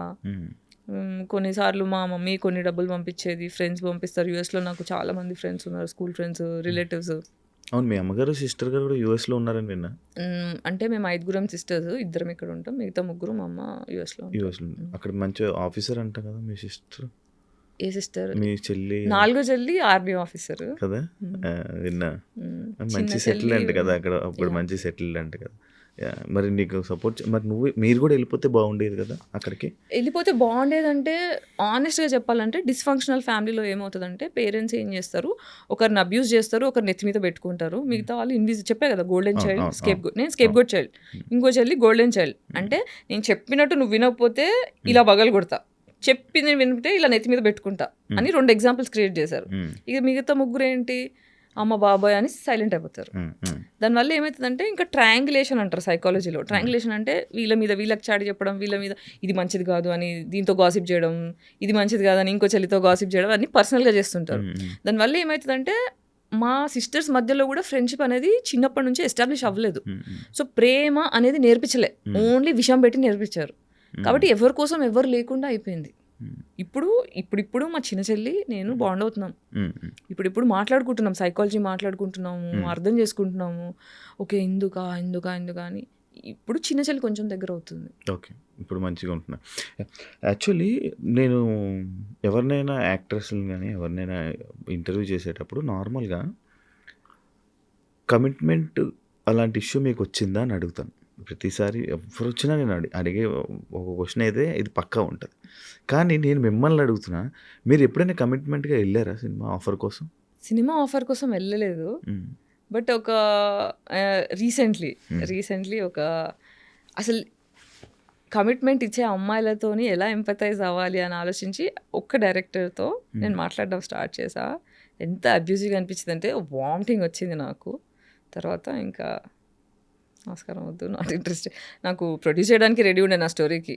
నువ్వు షూట్ స్టార్ట్ చేయి, నేను డబ్బులు ఇస్తా అని చెప్పి మేనేజర్ని సెట్ చేస్తాడు, అంత టీంని సెట్ చేస్తాడు. తర్వాత నా వల్ల అవ్వట్లేదు, నాతో కాదు అని నా పావర్టీ బతుకు నేను బతికిస్తా, పర్లేదు అలవాటు అయిపోయింది నాకు అని చెప్పి లైట్ తీసుకున్నా. మీరు సినిమా ఇండస్ట్రీలో చేయలేదు, నేను ఎప్పుడు చేయలేదు. మీకు ఎప్పుడు ఇబ్బంది కూడా రాలేదు ఆ టైంలో? అంటే సినిమాలు చేసాం అంటే చేసిన వాళ్ళు ఇబ్బంది పెట్టలేదు కాబట్టి చేసినవి చేసా. కానీ ఒక్క సినిమా సగం నుంచి ఇబ్బంది పెట్టడం స్టార్ట్ చేశారు. అది నేను ఇంకా హరాస్మెంట్, ఇంకా జాగ్రత్తగా, అతి జాగ్రత్తగా, నా ఫ్రెండ్ ఎప్పుడు వెళ్ళినా సింగిల్గా వెళ్ళకుండా అలా రేప్ అటాక్ చేశారు లిటరల్గా. అప్పుడు ఫస్ట్ ఐ డ్రీమ్ ఇంటర్వ్యూలో చెప్పిన ముచ్చటనే అది. సో ప్రొడ్యూసర్ డైరెక్టర్ వాళ్ళు ఇప్పుడు చాలా ఫేమస్, వాళ్ళు ఇద్దరు కలిసి నా మీద చాలా ట్రై చేసి నన్ను ట్రామటైజ్ అయిపోయినా నేను. అది అంటే ట్రైలర్ ఫుల్ హిట్ అయిపోయిందని చెప్పి ఆఫ్టర్ పార్టీ అరేంజ్ చేశారు. ఆఫ్టర్ పార్టీలో ఫోర్స్, నాకేమో మొహమాటం. ఇప్పుడు నాకు ప్రేమ లేక పెరిగిన అమ్మాయిని కదా, సో నేను నలుగురిలో బిలాంగ్ అవ్వాలి అనే కొద్దీ పీపుల్ ప్లీజర్ అంటారు దీని ఇంగ్లీష్లో. ఆ పీపుల్ అందరూ నా గురించి పాజిటివ్గా ఆలోచించాలనే ప్రెషర్లో మొహమాటం ఎక్కువ వచ్చేస్తుంది, నో చెప్పడం కష్టమైపోతుంది. ఒక అంటారు చూడండి, మొహమాటానికి వెళ్తే కడుపు వచ్చిందని, అలా నో చెప్పడం రాక ఫోర్స్ఫుల్గా మందు తాగిస్తే తాగేసా. నాకు మందు పడదు. ఫస్ట్ ఆఫ్ ఆల్ నాకు హెల్త్ ఇష్యూ ఉండడం వల్ల ఏంటంటే మందు తాగితే ఫుల్ బ్యాక్ పెయిన్ వచ్చేస్తుంది. సో నాకు ఇష్టం ఉండదు మందు తాగడం అనేది, నాకు ఇష్టం ఉండదు. బట్ మొహమాటం కొద్దీ తాగు అనేసరికి తాగుతున్నా, తాగని ఇలా ఇలా ఇట్లా పెట్టి తోసేస్తారు, ఇలా పెట్టి పోసేస్తారు. అలా చేసేసరికి అవుట్ అయిపోయిన తర్వాత నా బాయ్ ఫ్రెండ్ తీసుకొని వెళ్ళా, ఎందుకైనా మంచిది సేఫ్ సైడ్ అని. మా వాడికి ఫోన్ వచ్చింది పల్లెటూరు నుంచి, ఊర్లో నుంచి కాల్ వచ్చేసరికి నేను అర్జెంట్గా వెళ్ళాల్సి వస్తుంది, నువ్వు నీ దగ్గర ఫోన్ ఉంది, నేమన్నా ఉంటే కాల్ చేయు, మన వాళ్ళు ఇక్కడిక్కడే ఉంటారు, టెన్షన్ లేదు, నువ్వు వెళ్ళు అని చెప్పి వెళ్ళిపోయాడు. నేను ఒక్కదాన్నే ఉన్నాను డిసైడ్ అయ్యి. ఇంకా ఇంటికి కార్లో డ్రాప్ చేస్తామని తీసుకెళ్ళడం స్టార్ట్ చేశారు. కార్ది టైర్ రిపేర్ ఉంది, మన ప్రొడ్యూసర్ గారు డ్రాప్ చేస్తారు, వాళ్ళ ఇంటి దగ్గర డ్రాప్ చేసేసి నేను రిపేర్కి వెళ్తాను. మన డైరెక్టర్ నన్ను ప్రొడ్యూసర్ దగ్గర ఇంటి దగ్గర డ్రాప్ చేసేస్తే కింద నిల్చొని ఉన్నా, ఏదో ఫోన్ పట్టుకొని నాటకాలు చేసి డ్రైవర్ రావడానికి ఇంకో 20 minutes పడుతుందంట గాయత్రి, రాత్రి అవుతుంది కదా, పైన కూర్చుందా అని వెళ్ళి నా డ్రెస్ లాగడం స్టార్ట్ చేసిండు. నన్ను ఆ డ్రెస్ కాపాడింది. పెద్ద గౌన్ ఉండే, మా డిజైనర్ అన్ని కుట్లేసింది, లూజ్ ఉందని చెప్పేసి ఎక్కడికక్కడ స్టిచ్చెస్ చేసి, చాలా థిక్ క్లాత్ ఉండే, ఇలా పట్టుకొని మొత్తం డ్రెస్ అంతా ఇలా పట్టుకొని కూర్చున్న మూలకి. ఒక గంట సేపు హరాస్ చేసి నా ఫోన్ స్విచ్ ఆఫ్ అయిపోయింది, నేనేమో తాగేసి ఉన్నా, నాకేం అర్థం కావట్లే. అలా కొట్టేసుకొని లాస్ట్కి గంట చూశాడు. దాని తర్వాత ఏం పని అయ్యేటట్లేదని మళ్ళీ మన డైరెక్టర్కి ఫోన్ చేస్తే మళ్ళీ వాళ్ళే వచ్చి తీసుకెళ్లారు. అందులో కార్లో మళ్ళీ వేరే వాళ్ళు ఉన్నారు. ఓకే, వాళ్ళు ఏమనుకుంటున్నారు, నా జుట్టు జరిగిపోయి ఉంది, నేను ఏడుస్తున్నాను, పని అయిపోయింది అని వీళ్ళు ఇలా చూస్తున్నారు. దాని తర్వాత వీళ్ళని ఫాలో అవుతూ ఇంకొక ఈవెంట్ మేనేజర్ బైక్ మీద వస్తున్నాడు. నేను ఫుల్ షాక్లో, డ్రామాలో అసలు ఏం జరిగిందని ఇలా కూర్చొని పోయి ఉన్నా. నా ఇల్లు వచ్చింది, దిగిపోయా. ఆ ఈవెంట్ మేనేజర్ వచ్చి ఇట్లా గలీజ్గా హగ్ చేసుకొని ఇలా అంతా నొక్కేస్తున్నాడు. ఇలా కళ్ళు తిరుగుతున్నాయి నాకు, ఫోర్స్ పనిచేయట్లేదు. ఫస్ట్ ఆఫ్ ఆల్ షాక్లో ఉన్నా, డిసోసియేషన్లో ఉన్నా, ఫ్రీజ్ మోడ్లో ఉన్నా, తాగేసి ఉన్నా. ఇలా చేసేసరికి నేను ఒక 10 రోజులు నార్మల్ మనం తినలేదు, నిద్రపోలేదు, జస్ట్ అలా కళ్ళలోంచి నీళ్ళు పోతూ ఉన్నాయి. సో ఇలా జరిగిన తర్వాత ఇంకా ఆ సినిమా అయిపోయేదాకా నా బాయ్ ఫ్రెండ్ని పక్కన పెట్టుకొని నేను రాను, నేను ఒక్కదాన్ని వెళ్ళాను. అది కూడా ఎందుకు వెళ్ళా అంటే, ఇప్పుడు ఇది జరిగింది, ప్రూఫ్ లేవు, నేను ప్రూఫ్ చేసుకోలేను. అప్పటికి నేను ఆ సినిమా మీకు తెలిసిపోతుంది, నేను సడన్గా మాయమైపోతాను. ఎండింగ్లో క్లాస్లో నేను కనిపించాను, ఎందుకు ఈ క్యారెక్టర్ మాయమైపోయింది అని క్వశ్చన్ వస్తుంది ఆడియన్స్కి. నేనేంటంటే ఇప్పుడు అందరికీ ఏం చెప్పాడు, గాయత్రి సీరియస్గా లేదు, నాకు ఫోన్లు ఎత్తట్లేదు, టైం ఇవ్వట్లేదు, అసలు అమ్మాయికి సిన్సియారిటీ లేదు, అలా ఇలా అని నా గురించి నెగిటివ్గా మాట్లాడడం స్టార్ట్ చేశాడు. ఆ మాట నిజం అవ్వద్దు, నా సినిమాలు వేరే సినిమాలు పాడగవద్దు, ఈమెకి వర్క్ ఎథిక్స్ లేవు, ఈమె హార్డ్ వర్క్ చేయదు అన్న పేరు ఖరాబ్ కావద్దని ఒప్పుకున్నా. కాబట్టి ఫినిష్ చేస్తా అన్నట్టు జాగ్రత్తగా ఫినిష్ చేసుకున్నా. గాయత్రి గుప్తా అంటే క్యూట్నెస్, అదైతే క్యూటే. నేను చాలా అంటే ఫ్యామిలీ ఆడియన్స్లో బాగా కనెక్ట్ అయిన అమ్మాయి సడన్గా ఎందుకు ఇలా అయిపోయింది, ఎందుకు ఇలా చేస్తుంది యూట్యూబ్లో వీడియోలు, ఏమైంది ఈ అమ్మాయికి అనే క్వశ్చన్స్ మొదలయ్యడం స్టార్ట్ అయినాయి. అంటే తన లైఫ్ని తనే ఖరాబ్ చేసుకుంది అని అనే వాళ్ళకి ఎవరికి లైఫ్ ఖరాబ్ చేసుకోవాలని ఉండదు. చిన్నప్పటి నుంచి ఏంటంటే ఇంట్లో ట్రామా రావడం వల్ల బేసిక్గా డార్క్ కామెడీ అనేది ట్రామా రెస్పాన్స్. మీరు ఎవరైనా చూడండి, ఎక్కువ నవ్వుతున్నారు, ఎక్కువ నవ్విపించే వాళ్ళు ఉంటారు, ఎక్కువ జోకులు చెప్పే వాళ్ళు ఉంటారు, వాళ్ళ లోపల చాలా డిప్రెషన్ ఉంటుంది. అది దాచిపెట్టుకోవడానికి కామెడీ అనేది డిఫెన్స్ మెకానిజం అనమాట. సో ఎవరైతే ఎక్కువ నవ్విస్తుంటారో అందరినీ సంతోషం పెట్టడానికి ఎవరైతే ప్రయత్నిస్తుంటారో వాళ్ళు జీవితంలో సీక్రెట్గా డిప్రెషన్లో ఉన్నారు. ఓకే, సో నేనేంటంటే చలో ఇంట్లోంచి అయితే వచ్చేసిన 25 తర్వాత వెళ్ళగొట్టారు, ఇంట్లోంచి పంపించేశారు, బయటికి వచ్చిన తర్వాత చలో నా లైఫ్ నా కంట్రోల్లోకి వస్తుంది కదా, అమ్మాయ హ్యాపీగా ఉన్నా అనుకున్నా. కానీ సోషల్ ట్రామా గురించి నాకు తెలియదుగా. ఓన్లీ ఇంట్లో వాళ్ళే అబ్యూస్ చేస్తారని తెలుసు, కానీ బయట వాళ్ళు అబ్యూస్ చేస్తారని తెలియదు. ఇది ఒక షాక్. కానీ ఇది ఎవరికి చెప్పుకోవాలి, నేను జస్టిస్ ఎక్కడ తెచ్చుకోవాలి, నన్ను ఎవరు సపోర్ట్ చేస్తాడు, నా డివోర్స్ తెచ్చుకోవడానికే తల కింద నేలకు రాయాల్సి వచ్చింది. లాయర్స్ అబ్యూస్ చేశారు, పోలీస్ స్టేషన్లో ఎవరు దేకరు. సో అసలు ఒక అమ్మాయి సింగిల్గా ఉంటే ఎవరు దేకరు. వీళ్ళైతే గెలుకుదామని చూస్తారు, ఎందుకంటే ఎవడు అడిగేటోళ్ళు లేడు. సో ఇవన్నీ చూసిన తర్వాత జస్టిస్ అనేది జోక్. జస్టిస్ అనేది డబ్బులు లేకపోతే, మొగోడు సపోర్ట్ సిస్టమ్ లేకపోతే justice is joke for a women. అందుకే ఫెమినిస్ట్ అయినా నేను, ఉత్తగానే కాలే. సో నేను ఎప్పుడు నవ్వుకుంటూ బయటికి కనిపించాను, ఎందుకంటే నువ్వు హెల్దీగా ఉంటే, నవ్వుకుంటూ ఉంటే, క్యూట్గా ఉంటేనే ఇండస్ట్రీ పట్టించుకుంటుంది. నీ ప్రాబ్లమ్స్ ఎవరికి కావాలి, నీ ఆరోగ్యం బాగాలేకపోతే ఎవరికి కావాలి, నువ్వు బాధలో ఉంటే ఎవరికి కావాలి. అదే కదా సొసైటీ. డబ్బులు సంపాదిస్తున్నావా, క్యూట్గా ఉన్నావా, నా సినిమాకి పనికి వస్తావా, అంతకన్నా ఎవరికి అవసరం లేదు. కాబట్టి నా బాధను ఎప్పుడు దాచుకొని ఉంచా. అది ఎంత దాచుకున్నా అంటే స్పైన్ వంకరయ్యి అతుక్కునేదాకా ఎఫెక్ట్ అయింది. అంటే నాకు 2 years బ్యాక్ తెలిసింది. అంటే ఓన్లీ పెయిన్ కిల్లర్స్ ఇస్తున్నారు డాక్టర్స్, మొత్తం ఎప్పుడు 15 ఏళ్ళ నుంచి పెయిన్ కిల్లర్స్, ఫిజియోథెరపీ ఇవే నడుస్తుంది. కానీ యాక్చువల్ రీజన్, రూట్ కాజ్ ఏంటి, అసలు ఎందుకు వస్తుంది నాకు. నేను ఆయుర్వేదిక్ లైఫ్, ఇప్పుడు మా పేరెంట్స్ ఎంత ట్రామా చేసినా ఆయుర్వేదిక్ లైఫ్ స్టైల్ నాది. శిబిరాల్లో పెరిగా, వేదాలు నేర్చుకున్నా. ఎవ్రీ సమ్మర్ హాలిడేస్ మమ్మల్ని శిబిరంలో 1 month వేసేవాళ్ళు. వేదాలు నేర్చుకోవడం, హోమం చేయడం. ఇంట్లో మేము 5 కూర్చొని మొత్తం హోమం చేస్తాం. మీకు అవునా? అవి కూడా వీడియోస్ చేయబోతున్నాం మెల్లిగా. అవునా? సో అట్లా స్పిరిచువల్ ఫ్యామిలీలో పెరిగాను, కానీ ప్రేమ దొరకలేదు కదా. సో ప్రేమ దొరకకపోవడం వల్ల ఏమవుతుందంటే అది లోపల కూర్చుండిపోయింది, పెయిన్ అంతా కూర్చుండిపోయింది. ఆ కూర్చొని స్పైన్ ఇట్లా వంకరైపోయింది. మెడిసిన్స్ దొరకట్లేదు, ఇంత హెల్దీ లైఫ్. నేను జంక్ ఫుడ్ తినను, నాకు బ్యాడ్ హ్యాబిట్స్ లేవు, మసాలాలు తినను, బిర్యానీలు తినను, అడ్డమైన నూనె తినను, చాలా ఆర్గానిక్గా డీటాక్స్. చిన్నప్పటి నుంచే మా ఇంట్లో డీటాక్స్ అలవాటు, యోగా అలవాటు. నేను యోగా ఛాంపియన్, నేషనల్ ఛాంపియన్. నేను కరాటే వచ్చేసాను చిన్నప్పుడు, గ్రీన్ బెల్ట్ దాకా ఉంది. సో ఇంత హెల్దీ లైఫ్ స్టైల్ పెట్టుకొని ఇంత చేసి నా ఆరోగ్యం ఎందుకు పాడైంది అనే ఒక క్వశ్చన్ నన్ను ఎప్పుడు హాంట్ చేసేది. దీని రూట్ కాజ్ ఏంటి, అసలు ఎందుకు వచ్చింది నాకు ఇది అని ఎప్పుడు కొట్టుకునేదాన్ని. డాక్టర్ దగ్గర వెళ్ళిన ప్రతిసారి ఎంఆర్ఐ స్కాన్లు, ఆ స్కాన్లు, ఈ స్కాన్లు అన్నీ తీస్తారు, కానీ నార్మల్ ఏం లేదు, నువ్వు జస్ట్ ఎక్కువ ఆలోచిస్తున్నావు, వెళ్ళిపో. దీన్ని మెడికల్ అబ్యూస్ అంటారు. అంటే నీ బాధని కరెక్ట్గా డయాగ్నోస్ చేయకుండా వచ్చిన పేషెంట్ని దులిపేసుకున్నావా, నాకు 4 డబ్బులు వచ్చాయని ఆలోచించే డాక్టర్లు ఉండడం వల్ల చాలామంది అమ్మాయిలు ఆటోఇమ్యూన్కి బలి అయ్యారు. ఇప్పుడు సెన్సెస్లో తెలుస్తుంది ఏంటంటే 80% of women have autoimmune condition all over the planet. That is because of depression given by patriarchy. అందుకే పెళ్ళిలో అవ్వట్లే, ఆడవాళ్ళు క్రిమినల్స్ తయారవుతున్నారు. నేను యాక్చువల్గా ఇందాక మీరు ఒక పాయింట్ని నేను మిస్ అయిపోయి మళ్ళీ వేరే క్వశ్చన్లోకి వెళ్ళిపోయాను. డబ్బులు క్రౌడ్, మీకు ఏదో ఇబ్బంది అయితే హెల్త్కి నేను క్రౌడ్ ఫండెడ్ చేసుకున్నాను అని అన్నారు. ఇప్పుడు ఎలా ఉంటున్నారు మరి, మీకు ఇప్పుడు ఎలా?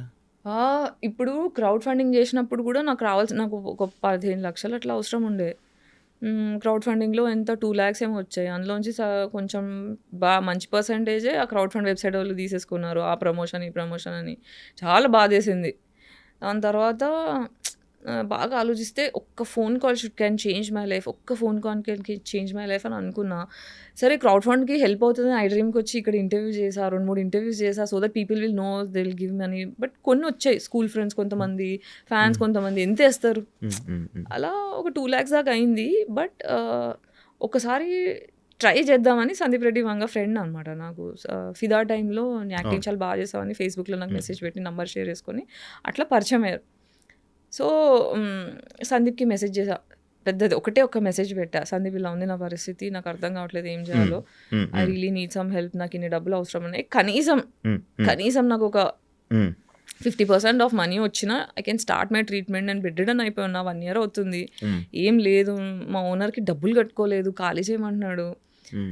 ఇలాంటి పరిస్థితుల్లో నీ రిపోర్ట్స్ పంపించు గాయత్రి అన్నాడు. మెసేజ్ ఒకటి పెడితే రిపోర్ట్స్ పంపించా, ఎంత కావాలి నాకు ఈ ట్రీట్మెంట్స్కి, నీకు ఫస్ట్ 3 monthsకి కావాల్సిన ట్రీట్మెంట్ ఎంత అవుతుందో అవన్నీ నాకు లిస్ట్ పెట్టు డీటెయిల్డ్గా అంటే మొత్తం అదొకటి పీపీటీ తయారు చేసి పంపిస్తే 5.5 lakhs ఒక 1 weekలో వేసేసాడు. కలవలేదు, ఏం లేదు, జస్ట్ ఒక మెసేజ్ 2-3 మెసేజ్లో 1 weekలో వేసేసిండు డబ్బులు. సో అలా ట్రీట్మెంట్కి వెళ్ళి 1 month బెంగళూరులో ఉండి మళ్ళీ ఇంకోసారి వెళ్ళి ట్రీట్మెంట్స్ తీసుకొని అక్కడ యోగా, బ్రెత్ వర్కౌట్. ట్రామా అంటే లోపల కూర్చున్న కోపం, నాకు న్యాయం జరగలేదు, చిన్నప్పటి నుంచి అన్యాయం జరుగుతూ ఆ లోపల దాచుకున్న కోపం అంతా కూర్చుండిపోయింది. దాన్ని రిలీజ్ చేసి కుండలిని వైక్నింగ్ అంటారు అనమాట. అది breathing exercise through, meditation through, yoga through, ప్రాణాయామం త్రూ చేస్తాం. సో అలా 21 days సైకిల్ ఒకటి చేస్తూ, డీటాక్స్ లోపల ఉన్న డీటాక్స్ చేస్తూ, పంచకర్మ ఒక ట్రీట్మెంట్ ఉంది. పంచకర్మ దగ్గర నుంచి నాకు ఎంత రిలీఫ్ స్టార్ట్ అయిందంటే కూర్చొని ఏడ్చుకున్నా నేను. ఓకే చలో అంటే నాకు డాక్టర్స్ నువ్వు చచ్చిపోతావు నాకు చెప్పేశారు, నువ్వు చచ్చిపోతావు, దీనికి సొల్యూషన్ లేదు, పెయిన్ కిల్లర్స్, పెయిన్ మేనేజ్మెంట్ తప్ప ఏం లేదని. నాకు అక్కడ నుంచి భయం అయ్యి ఎవడేమనుకుంటే నాకే, నేను ఫస్ట్ చావడం ఏంటని చెప్పి క్రౌడ్ ఫండ్ ఆప్షన్ చేసుకున్నామా, ఎందుకంటే ఫ్యామిలీ కూడా లైట్ తీసుకున్నారు నన్ను. తీసేసుకునేసరికి ఇంకా ఆప్షన్ లేదన్నట్టు అది చేసుకున్నా. సో అమ్మయ్య నేను చచ్చిపోను, I can live, now I know how to heal myself. నా హీలింగ్ నేను అర్థం చేసుకున్నా. ఫస్ట్ ఇది ట్రామా వల్ల వచ్చింది, ఆ ట్రామా రిలీజ్ చేసుకొని ఫర్దర్గా ట్రామా ఇయ్యని మనుషులతో మాత్రమే స్నేహం చేయాలి, ట్రామా ఇచ్చేవాళ్ళు వద్దు అని డిసైడ్ అయితే 90% నా సర్కిల్ మొత్తం కట్ అయిపోయింది. ఇప్పుడు నా జీవితంలో 4 మిగిలారు. అంటే నాకు అర్థమైంది ఏంటంటే, ఒక మనిషి అవసరం కొద్దీ నేనున్నాను కానీ నా అవసరం కొద్దీ ఎవరు లేరు నా జీవితంలో. అందరికీ నేను అమ్మనైపోయా ఎమోషనల్లీ, అందరికీ ఇస్తున్నా ఆమె గివర్. ఎందుకంటే ఇంట్లో నాకు ఇవ్వడం జరగలేదు. సో ఇవ్వకపోతే ఒక చైల్డ్ ఎంత సఫర్ అవుతుంది, ఇలా ఎవ్వరు సఫర్ అవ్వకూడదనే ఒక కసి కొద్దీ నాకు జరిగింది ఇంకెవరికి జరగకూడదని, ఎవరన్నా బాధలో ఉంటే వాళ్ళని తీసుకొచ్చి ఇంట్లో పెట్టుకొని వాళ్ళకి హెల్ప్ చేసి, అందరినీ ప్రేమ చేసి, అందరిని చూసుకొని అలసిపోయా.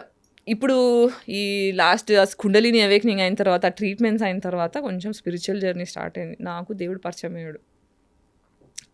10 ఏళ్ళుగా గట్టిగా ఏథిజం అని మాట్లాడా. నాకు I got introduce to God, I found God. So అట్లా ఐ స్టార్టెడ్ హీలింగ్. అంటే దేవుడు పరిచయం అవడం అంటే మనకి బేసిక్గా ఏమవుతుందంటే, ఇక్కడ పీనల్ గ్లాండ్ అని ఒక గ్లాండ్ ఉంటుంది తల్లో. ఆ పీనల్ గ్లాండ్ ఎప్పుడు మనం తినే ఆర్టిఫిషియల్ ఫుడ్ వల్ల ఫ్లోరిన్ వాటర్, ఫ్లోరిన్ పేస్ట్లు, క్లోరిన్ వాటర్, స్విమ్మింగ్ పూల్లో ఉండేవి, స్నానం చేసే నీళ్ళు, ఇలా రకరకాల విధాలుగా పీనల్ గ్లాండ్ మొత్తం క్యాల్సిఫికేషన్ వచ్చేస్తుంది. అంటే మీరు ఇప్పుడు for example water heater rod నీళ్ళలో పెడితే ఇట్లా తెల్ల పొరలా వస్తుంది, అలా మన పీనల్ గ్లాండ్ చుట్టూ క్యాల్సిఫికేషన్ అయిపోతుంది. దానివల్ల మన స్పిరిచువల్ కనెక్షన్ కట్ అయిపోతుంది. అవునా? సో ఈ కుండలిని అవేక్నింగ్లో ఏం చేస్తారంటే, పీనల్ గ్లాండ్ని డీకాల్సిఫై చేస్తారు. అంటే క్యాల్సిఫికేషన్ని తీసేసే ప్రాసెస్లు ఉంటాయి ఆయుర్వేదాలు. దానివల్ల స్పిరిచువల్ కనెక్షన్ స్టార్ట్ అయ్యి you will start understanding the concept of God, you will understand what is universe, అసలు మనం ఎందుకు పుట్టామో, మన పర్పస్ ఏంటి, యాజ్ అ సోల్ మనం ఏంటి, మన బాధ్యతలు ఏంటి, మనం చేయాల్సినవి ఏంటి, ఇవన్నీ అర్థం అవడం స్టార్ట్ అవుతాయి. సందీప్ రెడ్డి వంగ గారు మీకు అంత క్లోజ్, ఆయన ప్రాజెక్ట్స్లో మీకు ఆఫర్స్ రాకపోవడానికి రీజన్ ఏమైనా ఉందా? అది నాకు తెలీదు. అంతవరకే. అంటే ఎప్పుడో ఒకసారి రిప్లై చేస్తాడు ప్రాజెక్ట్స్కి. ఎప్పుడు మధ్యలో ఒక ప్రాజెక్ట్ వేరే వాళ్ళ ఫ్రెండ్తో ఇప్పించాడు, Gayathri you should do this project అని చెప్పి నన్ను రెఫర్ చేశాడు. కానీ నాకు ఆ డైరెక్టర్ నచ్చలేదు. నచ్చకపోవడం అంటే యాంగర్ ఇష్యూస్ ఉండే ఆ డైరెక్టర్కి. సో రిహార్సల్ సెషన్లో అంటే ఏదన్నా అటు ఇటు అయితే చాలా రూడ్గా బిహేవ్ చేసేవాడు. నాకేమో సెల్ఫ్ రెస్పెక్ట్ మనిషి, నాకు రెస్పెక్ట్ లేకపోతే కష్టం. ఒకసారి చూసా, 2 సార్లు చూసా, 3సారి అడ్వాన్స్ రిటర్న్ ఇచ్చేసి నన్ను క్షమించండి, మీకంటే నాకన్నా ప్రాజెక్ట్ పెద్దది, ఈ ప్రాజెక్ట్లో నేను ఉంటే నేను న్యాయం చేయలేను, మీ మీద రెస్పెక్ట్ ఉంది కానీ నేను ఇందులో ఫిట్ అవ్వను అని చెప్పి పద్ధతిగా చెప్పి వచ్చేసా బయటికి. నాకు మీ నోస్ పిన్ ఎందుకు పెట్టుకున్నది? ఇదా, this is a basically indication that I'm bisexual, pansexual. అవునా? నాకు కాదు అనే దానికి ఇది నాకు తెలియదు అసలు ఇప్పుడు దాకా, నాకు ఇవన్నీ ఏం తెలియవు. అవునా? ఓకే. అంటే మేజర్లీ ఇప్పుడు స్పెక్ట్రమ్ చైల్డ్ అని చెప్పడానికి, ఓకే. సెక్షువాలిటీతో సంబంధం లేదు. I belong to queer community, I mean neuro divergent అని చెప్పడానికి ఇది ఒకటి. అవునా? ఎంతమంది అమ్మాయిలతో కలిసి ఉంటారు మీరు? ఇప్పటిదాకా యాక్చువల్లీ అమ్మాయిల దగ్గరికి వెళ్ళి ఏం అడుగుతారు? ఏం చేయలేదు నేను ఇప్పటిదాకా. అదే కదా 40 yearsకి వచ్చిన తర్వాత బయట చెప్పాకి ఆమె పాన్సెక్షువల్. నేను ఇది ధైర్యంగా చెప్పగలుగుతాను, నాకు నేను ధైర్యం తెచ్చుకొని బయట మాట్లాడడానికి నాకు 40 ఏళ్ళు పట్టింది. ఇప్పుడు నాకేంటంటే జస్ట్ బికాజ్ ఐఎమ్ బైసెక్షువల్ అమ్మాయి దొరికిందా చేసా అలా కాదు. పడాలి, నచ్చాలి, ఈక్వేషన్స్ ఏమి ఉండాలి అవన్నీ ఉంటాయి అబ్బాయితో ఎలా అలాగే.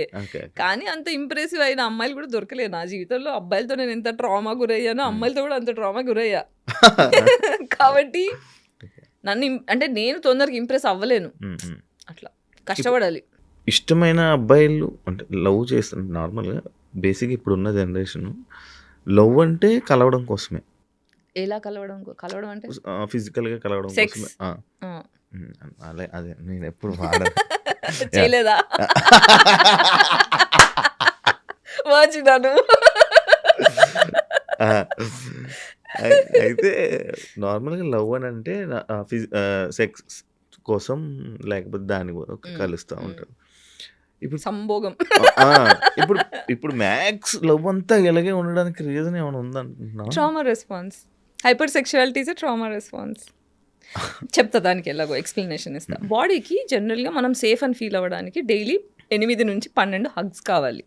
అది కూడా ఏంటి, నిమిషం పాటు కనీసం 20 సెకండ్లు మనం పట్టుకొని సెక్స్ ఉద్దేశం లేకుండా, ప్లటానిక్ అంటే నాకు సెక్స్ ఉద్దేశం లేదు, నువ్వు సేఫ్ అని ఫీలింగ్ ఇవ్వడానికి అమ్మనో నాన్ననో అక్కనో చెల్లినో ఉద్దేశం లేకుండా, ఆ ఉద్దేశం లేకుండా మనం పట్టుకునే 8 నుంచి 12 హగ్స్ కావాలి. అప్పుడు మన బాడీ సేఫ్టీ అని ఫీల్ అవుతుంది. ఓకే, నువ్వు సేఫ్గా ఉన్నావు సొసైటీలో అని ఫీల్ అవుతుంది. మనము పాతకాలంలో చూస్తే మనకి జాయింట్ ఫ్యామిలీలు ఉండేవి. అమ్మ ఒళ్ళోనో తాతయ్య ఒళ్ళోనో అమ్మమ్మనో పట్టుకోవడమో ఇవన్నీ మనకి ఫిజికల్ టచెస్ దొరికేవి. కాబట్టి కొంచెం ప్రశాంతంగా ఉన్నారు. ఇప్పుడు ఏంటంటే పరిగెత్తు. ఇప్పుడు మనము రోబోట్లా పరిగెట్టే మనుషులం కాదు, చిల్లవడానికి పుట్టాం. ఇప్పుడు ప్రపంచంలో మనుషులు తప్ప ఏ జంతువులన్నా తీసుకోండి, అన్ని జంతువులు కూడా ఆకలి అయినప్పుడు వేటాడుతాయి, మిగతా టైంలో చిల్లవుతాయి. మనం మాత్రమే పరిగెడుతున్నాం. సో ఈ పరిగెత్తడం వల్ల ఏమవుతుందంటే మన లోపల అడ్రినల్ రష్, కార్టిజాల్, ఈ 2 నెగిటివ్ హార్మోన్స్ పెరుగుతాయి. పెరిగినప్పుడు ఏమవుతుంది, మన గుండె ఒక స్పీడ్లో కొట్టుకోవాల్సింది, అయ్యా నేనేం పని చేయట్లే, నేను డబ్బులు సంపాదించట్లే, నాకు ప్రేమ దొరకట్లే, ఇది మనకు తెలియకుండా సబ్ కాన్షియస్ బ్రెయిన్ బాడీ యాంగ్జైటీలోకి వెళ్ళిపోతుంది. యాంగ్జైటీలోకి వెళ్ళిపోయినప్పుడు బాడీ ఏం చేస్తుంది, నిన్ను ఫోర్స్ చేస్తుంది పాజిటివ్ హార్మోన్స్ కావాలి నాకు అని.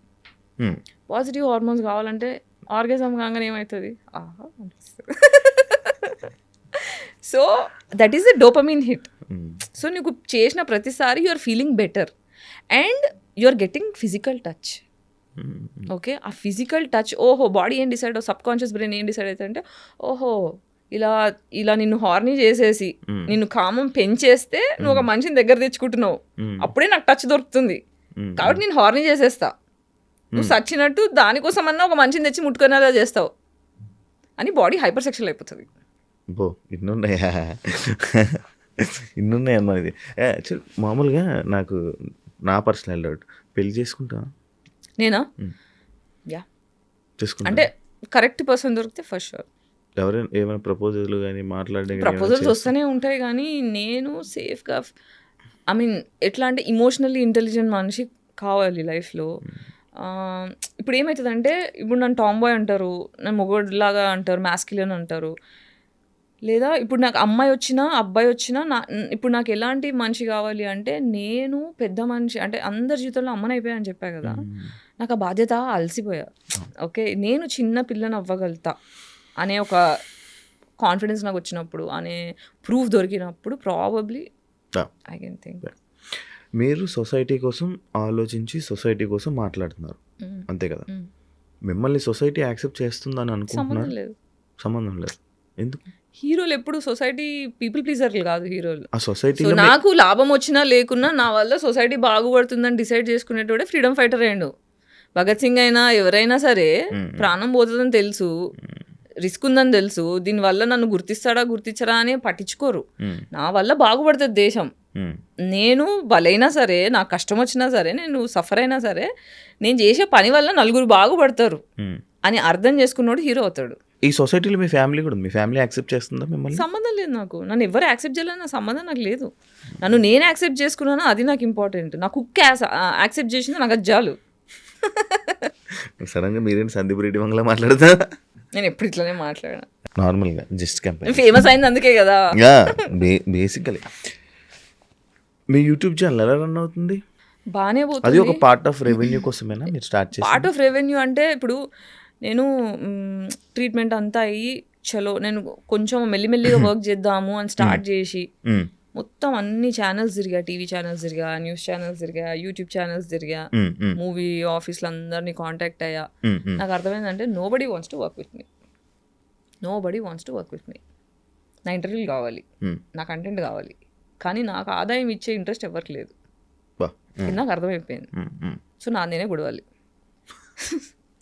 సో సాగర్ అని నా ఫ్రెండ్ ఉన్నాడు, హైదరాబాద్ నైట్స్ అని ఒక సినిమా డైరెక్ట్ చేసిన 23లో బెడ్ డన్ అవ్వకముందు. సో అది ఇంకా రిలీజ్కి ఉంది, పోస్ట్ ప్రొడక్షన్లో ఉంది. ఆ సినిమా డైరెక్టర్ నాకు సినిమా బండికి డిఓపి అనమాట తను. సో తను ఫ్రెండ్ అయ్యాడు.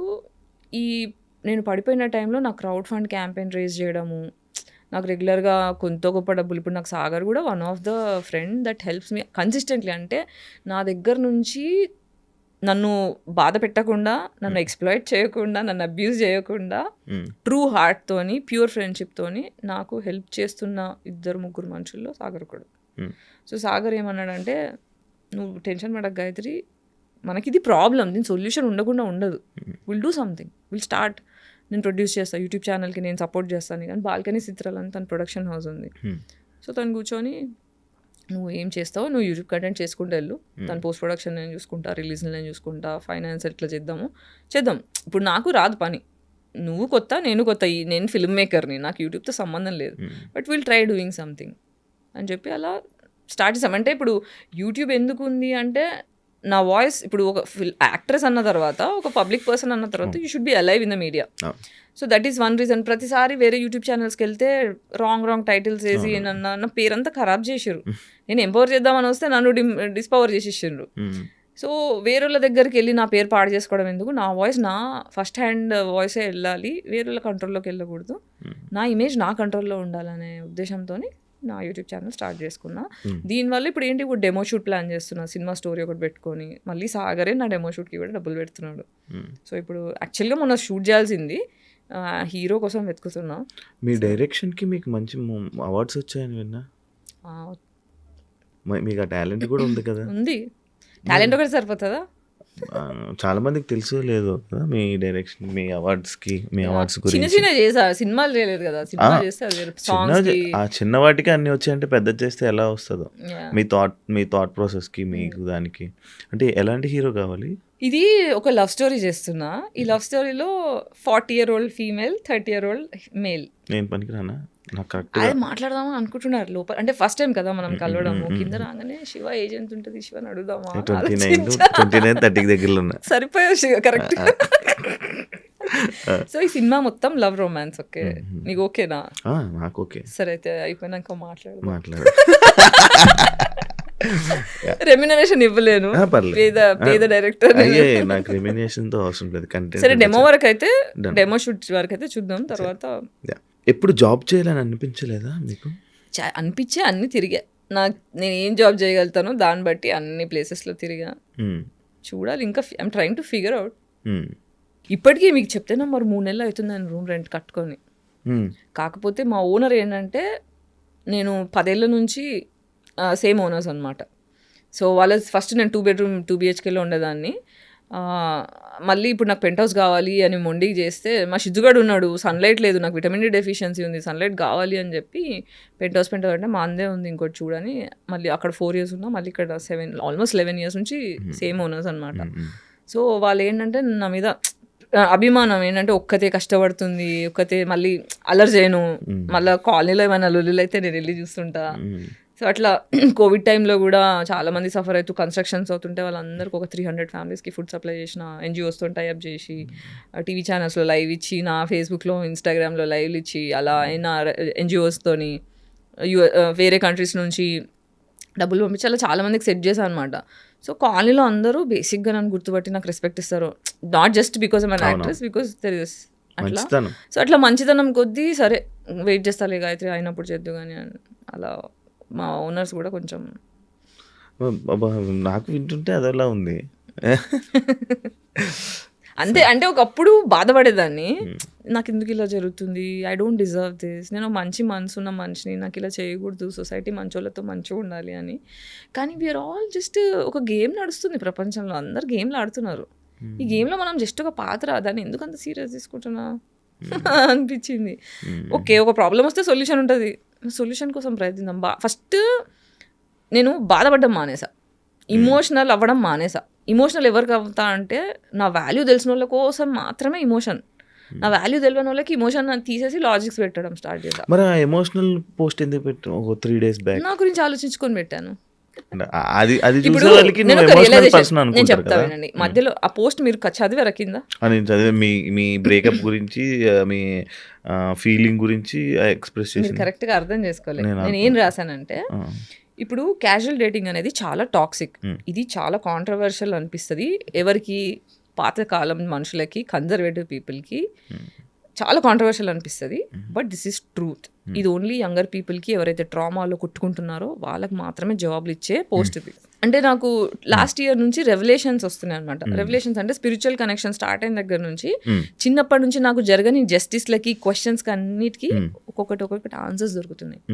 సో మధ్యలో ఏమైందంటే 2023లో బ్రేకప్ అయిపోయిన తర్వాత ఎక్స్ట్రీమ్ సెక్షువల్ ట్రామా, నాకు ఆ బ్రేకప్లో కూడా నాకు నా పెళ్ళి ఉండే, నాకు ఫోర్స్ఫుల్గా పెళ్ళయింది. ఆ పెళ్ళిలో కూడా నాకు ఎక్స్ట్రీమ్ ట్రామా, లిటరల్ తట్టుకోలేక 5 stitches ఉన్నాయి, సూసైడ్ అటెంప్ట్ చేసుకున్నా.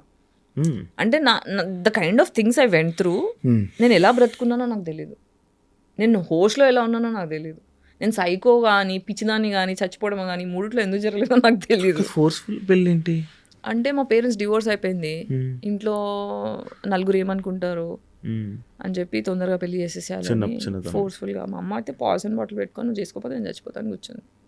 నాకు అప్పటికే అర్థమైపోయింది వీళ్ళు టాక్సిక్ ఉన్నారు, వీళ్ళతో నేను సంతోషంగా ఉండలేను. నేను చెప్పాను, అమ్మ ఇప్పుడు ఈ పెళ్లి చేసుకుంటే నేను సంతోషంగా ఉండలేను, కానీ నేను ఈ మాటకు రెస్పెక్ట్ ఇస్తా, నువ్వు చేసుకోమంటే నేను చేసుకుంటా, కానీ నీకు నా సంతోషం ఇంపార్టెంట్ అయితే ఇది పెళ్ళి వద్దు, క్యాన్సిల్ చేయించేసే. వీళ్ళు మాటలు ఒకటి ఉంది, చేష్టలు ఒకటి ఉంది, వీళ్ళు కరెక్ట్ కారు అని చెప్తే బాటిల్ పెట్టుకుంది. అవన్నీ నాకు సంబంధం లేదు, పెళ్ళి చేసుకో అంతే. అంటే లిటరల్గా మండపం వెళ్ళేటప్పుడు కూడా నాకు ఇట్లా పారిపోవాలా అని ఉండే. కానీ పాపం మా అమ్మ ఒక్కతే అయిపోయింది, మా అమ్మకి చెడ్డ పేరు నేను తీసుకురావద్దు అని ఎంత లోపల కుమిలి వెళ్ళి చేసుకున్నా. పెళ్ళి అప్పగింతలు అవుతాయి కదా, అప్పగింతలప్పుడు మా అమ్మ నన్ను హక్ చేసుకొని, అమ్మ వాళ్ళు మిస్ యూ అని చెప్పి ఇట్లా హక్ చేసుకుంటే మా అమ్మ ఒక డైలాగ్ పెట్టింది, నా మనసు తిరిగిపోయింది తెలుసా. చూడు ఇట్లా హక్ చేసుకొని చెవులో చెప్తుంది, నేను వదిలించుకోవడానికి పెళ్ళి చేస్తున్నా, మళ్ళీ నా జీవితంలోకి రాకు, just get out of my life అని. మళ్ళీ ఇలా లేచి ఇలా సరే బెట్టా బాగా వెళ్ళిపోయింది. నేను ఫ్లిప్ అయిపోయా. ఒక అమ్మ అందరి ముంగలు ఒకలాగా, ఎవరు లేనప్పుడు ఒకలాగా, సీక్రెట్గా ఒకలాగా, అలా ఎలా ఉండగలుగుతారు అనే షాక్లో ఉండిపోయినా. నాకు ఇదే మా అమ్మ మెంటాలిటీ ముందు తెలుసుంటే నేను పారిపోయేదాన్ని ఇంట్లో నుంచి. I don't deserve that. 2 years ఎంత అబ్యూస్ గురయ్యా నేను ఆ పెళ్ళి వల్ల అనేది నేను మాటలో చెప్పలేను. లిటరల్గా పెళ్ళి తర్వాత 6 times అంటే ముహూర్తాలు బాగాలేవని అది ఇది అని చెప్పి 2 months ఫస్ట్ నైట్ పోస్ట్పోన్ చేశారు. ఇంత లోపల మనోడు ఏం చేస్తాడు, ఇంట్లో ఎవరు లేనప్పుడు ఫోర్స్ చేయడం. నాకు ఇష్టం లేదు, పద్ధతికి వెళ్దామంటే జుట్టు పట్టి గోడ కొట్టి కళ్ళు తిరిగిన తర్వాత అలా 6 times జరిగింది. I was bleeding every time. మా అమ్మకు ఫోన్ చేస్తే నువ్వు చచ్చిపోయినా నాకు సంబంధం లేదు, నేను వదిలించుకోవడానికి పెళ్లి చేశా, నాకు ఫోన్ చేయకు, ఇదిలా జరిగేది. యాక్చువల్లీ యూఎస్కి వెళ్ళకపోవడానికి రీజన్ ఇదేమో, ఇది ఎప్పుడు వచ్చింది. సో ఇలా జరిగాయి. సో నాకు అందుకే పెళ్ళి అంటే భయం, పెద్దోళ్ళు అంటే భయం. అంటే అది భయం అంటే భయపడను, కానీ సబ్కాన్షియస్ యాంగ్జైటీ అది. అందుకే పెళ్ళి జోలికి వెళ్ళాలంటే. కానీ ఇప్పుడు మీరు ఇందాక నేను అడిగినప్పుడు పెళ్లి చేసుకుంటా ఇష్టం అని అన్నారు, కానీ మిమ్మల్ని మళ్ళీ మంచిగా చూసుకునే పర్సన్, ఆ టైము, అలాంటి వ్యక్తి మీ లైఫ్లోకి వస్తారని మీరు అనుకుంటున్నారా? అంటే వస్తే మంచిది, లేకపోతే ఇట్స్ ఓకే, ఇలానే గడిపేస్తాం. మనము జీవితంలోకి ఒంటరిగానే వస్తాం, ఒంటరిగానే పోతాం, మధ్యలో ఈ డ్రామా అంతా. సో ఒక్కసారి when you make peace with your self, మనకు సెల్ఫ్ వర్త్ తెలిసి గాడ్ వచ్చేసింది అనుకోండి, నా బాధ వినడానికి ఒక వాయిస్ ఉంది నా లోపల. I'm hearing myself, God is listening to me, I'm being guided. నన్ను గైడ్ చేస్తున్న ఒక సూపర్ పవర్ నా లోపల ఉంది. God is there for me. So I'm fine. I'm God. అంతే, నేను దేవుడు, నువ్వు దేవుడు, అంటే మనం అందరం దేవుళ్ళమే, జస్ట్ వీ డోంట్ రియలైజ్ అంతే. చిన్నప్పుడు కూడా చిన్నపిల్లలు దేవుడితో సమానం అని అప్పుడే అంటారు కదా. ఎందుకంటే పొల్యూట్ అవ్వలేదు కాబట్టి. మనం పొల్యూట్ అవ్వడం వల్ల మనం దేవుళ్ళని మర్చిపోతాం. అంటే మరి గుళ్ళకి వెళ్ళడం అవన్నీ జరుగుతుంటున్నాయి కదా. ఇంతకుముందు వెళ్ళేదాన్ని కాదు, కానీ ఇప్పుడు వెళ్తున్నాం. గుడికి వెళ్తున్నా, గుడిలో వెళ్ళి మెడిటేషన్ చేసుకుంటా, ఎనర్జీస్ అబ్జర్వ్ చేసుకుంటా. యాక్చువల్లీ మీకు ఇలాంటి సిచ్యువేషన్ జరిగింది, మీ అలాంటి వాతావరణంలో పెరిగారు, అన్నీ జరిగాయి కదా. అంటే పెళ్లి చేసుకోవాలి, ఒక పిల్లలు, ఆ పిల్లల్ని మంచి చూసుకోవాలి, వాళ్ళకన్నీ నేర్పించాలి, ఇలా జరగాలి అలా జరగాలి. మన జనరేషన్, మన వారసులు, మన వారతత్వం అది పెంచి కొంచెం మంచిగా నేర్పించి మంచిగా సొసైటీలో ఉండాలనే ఆలోచన అలాంటివి ఉన్నాయా? చేస్తున్నాను కదా ఆల్రెడీ పేరెంటింగ్ సొసైటీకి. ఓకే, ఇప్పుడు నేను ఒకటి చెప్తా. కుటుంబం ఉంది అంటే అమ్మ, నాన్న, పెళ్ళాం, పిల్లలు. మీ కుటుంబం సైజ్ ఎంత అంటే వాళ్ళే. నా కుటుంబం లేదు, నా కుటుంబం సైజ్ నా దేశం. అర్థమైందా? నా కుటుంబం నేను అలా చూస్తున్నాను. సో ఇప్పుడు తల్లి తండ్రి పిల్లలు నన్ను ప్రేమిస్తున్నారా లేదా అని చూడరు, వాళ్ళ బాగోగులు చూస్తారు. నా పిల్లలు నాకు ఏం చేస్తారు అని చూస్తే వాళ్ళది ప్రేమ కాదు. అన్కండిషనల్గా ఎప్పుడైతే పిల్లల్ని ప్రేమిస్తారో అది రియల్ ప్రేమ ఫ్రమ్ తల్లిదండ్రి. అదే చేస్తున్నాను నేను సొసైటీతో. సొసైటీలో ఏజ్కి సంబంధం లేకుండా నేను అందరినీ పిల్లల్లా కన్సిడర్ చేస్తున్నాను కాబట్టి ఎడ్యుకేట్ చేయాలి, అందరు బాగోగులు చూసుకోవాలి, అందరు సంతోషంగా ఉండాలని వీడియోలు చేస్తున్నాను. అవును, మీరు మంచిగా చేస్తున్నారు, బట్ ఆ సొసైటీ మిమ్మల్ని యాక్సెప్ట్ చేయట్లేదు కదా. జవాబు దొరకాల్సిన వాళ్ళకి దొరికేస్తున్నాయి. మీరు కామెంట్ సెక్షన్లో చూడండి, 10 మంది తిడతారేమో, 50 మంది thank you for doing this, it is helping me. Comments పట్టించుకుంటారా? అన్నీ చూస్తా, పట్టించుకోవాల్సినవి పట్టించుకుంటా. ఇప్పుడు రోడ్డు మీద వెళ్తుంటా, మొరిగే కుక్కలు ఉంటాయి, మొరిగే కుక్కలు పట్టించుకోను.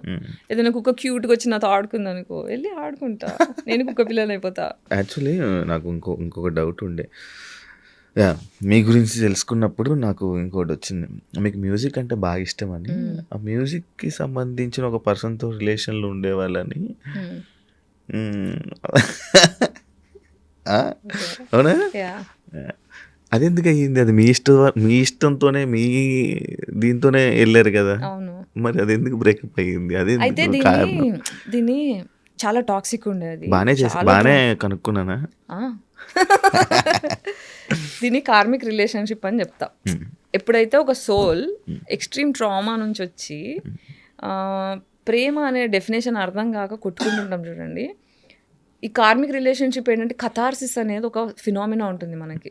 మీకు ఐడియా ఉందా? స్పిరిచువాలిటీ తెలిస్తే కొంచెం, లేదా హిందూయిజం కరెక్ట్ క్లారిటీ ఉంటే ఇప్పుడు మనుషులను అర్థం చేసుకోవడం స్టార్ట్ చేస్తున్నాను. కథార్సిస్ అనే ఫేజ్లో కార్మిక్ అనేది ఫైనల్ ఫేజ్ అనమాట. అంటే మనకి ఇల్యూజన్స్, అంటే నా మొగుడు, నా ఫ్యామిలీ, నా కోరికలు, నన్ను ఇట్లా చూసుకోవాలి, నన్ను బాగా చూసుకోవాలి, ఇవన్నీ డెల్యూషన్స్లో ఉంటాం. కానీ రియాలిటీలో నేను చూస్ చేసుకున్న మనిషి అంటే మనకి బేసిక్గా నా కోసం నేను నిలబడలేదు ఎప్పుడు. సో నా కోసం నేను నిలబడాలి అంటే ఇచ్చి కొట్టాలి ఒకటి. కొట్టాలంటే ఫిజికల్గా కాదు, మెంటల్గా. Self respect. దెబ్బ తగిలితే జ్ఞానం వస్తుంది అంటారు కదా, ఆ జ్ఞానం రావడానికి తగిలిన దెబ్బది. సో చాలా ట్రామటైజ్ అయిపోయా, చాలా డిప్రెషన్లోకి వెళ్ళిపోయా, ఆరోగ్యం మొత్తం గుడిసిపోయింది. ఆయన కూడా ఇబ్బంది పెట్టారు అఫ్ కోర్స్. కానీ ఇప్పుడు నేను ఏం చెప్తున్నానంటే, నన్ను ఇబ్బంది పెట్టిన వాళ్ళందరూ కూడా వాళ్ళు ఇబ్బంది పెట్టాలని పెట్టరు. వాళ్ళు ప్రేమలో పెరగాక ట్రామాలో పెరిగి వాళ్ళు ప్రేమ అనుకుంటూ ట్రామానే ఇచ్చారు. So I forgive them because వాళ్ళు సంతోషంగా లేకపోవడం వల్ల ఇవన్నీ జరుగుతున్నాయి. పేట్రియార్కి పితృస్వామ్య వ్యవస్థ మొగోడిని ఎలా కుడిపించిందంటే ఇలా రాక్షసుడిని, జంతువుని తయారు చేసి కుడిపించింది. సో ప్రేమ, అమ్మ ప్రేమ సరిగ్గా అర్థం చేసుకొని మొగుడు చేసే పనులు ఇవి. వచ్చే అమ్మాయిని హింస పెడతాడు. సో మదర్ ఉండి ఎప్పుడైతే హీల్ చేసుకుంటారో అబ్బాయిలు, అప్పుడే అమ్మాయిలను సరిగ్గా ప్రేమించగలుగుతారు. అమ్మాయిలు ఎప్పుడైతే ఫాదర్ ఉండి హీల్ చేసుకుంటారో అప్పుడే కరెక్ట్ మొగుడిని ప్రేమించగలుగుతారు, కరెక్ట్గా ప్రేమించగలుగుతారు. నాకు గాయత్రి గ్రూప్తో మాటలన్నీ బాగా నచ్చుతున్నాయి, అన్నీ బాగున్నాయి, జనాలకు కూడా మంచిగా అనిపిస్తుంది. కానీ బూతులు లేకుండా ఎందుకో మన బేసిక్గా మన వాళ్ళు బూతులు అంటే యాక్సెప్ట్ చేయరు, బోల్డ్నెస్ యాక్సెప్ట్ చేయరు. అది ఎందుకో తెలీదు, నాకు తెలియదు. మీకేమైనా తెలుసా? ఐడియా ఉందా? అంటే పద్ధతి, పవిత్రత అని అది యూఎస్పి పెడతారు కదా. ఇప్పుడు మనకి ఏంటి, అందరూ తెల్ల బట్టలు వేసుకొని నీట్గా ఐరన్ చేసుకొని బట్టలు వేసుకోవాలని కోరుకుంటారు. ఇప్పుడు బురదలో పడాలనుకోడు. కానీ బురదలో పడకుండా ఉంటామా జీవితంలో? ఏదోసారి పడుతూ ఉంటాం కదా. అది పడకపోయినా కార్యలు ఎగ్జాక్ట్లీ. అలా బురదలో పడ్డప్పుడు ఏమైందంటే కోపం వస్తుంది. సో అలా సర్వైవల్ మోడ్లో ఉన్న మనుషులు ఎప్పుడు బూతులు డిఫెన్స్గా వాడతారు. ఇది ఏంటంటే నేను ఒక్కదాన్నే మాట్లాడుతున్నాను బూతులు, చాలా మంది మాట్లాడుతారు. మహేష్ బాబు సినిమాలో అన్న మాటలు ఉన్నాయి. మన రామ్ చరణ్ తేజ్ది పెద్ద సినిమా ఉండే చూడండి, దాన్ని రామ్ చరణ్ రంగస్థలంలో బూతు వాడలేదు. నాకు రాలేదేంటి సడన్ గా? అదే ఇది గుర్తు తెచ్చుకుంటున్నాను. ఆయన కొంచెం వినపడదు కదా, అది గుర్తు తెచ్చుకుంటున్నాను. రావట్లే.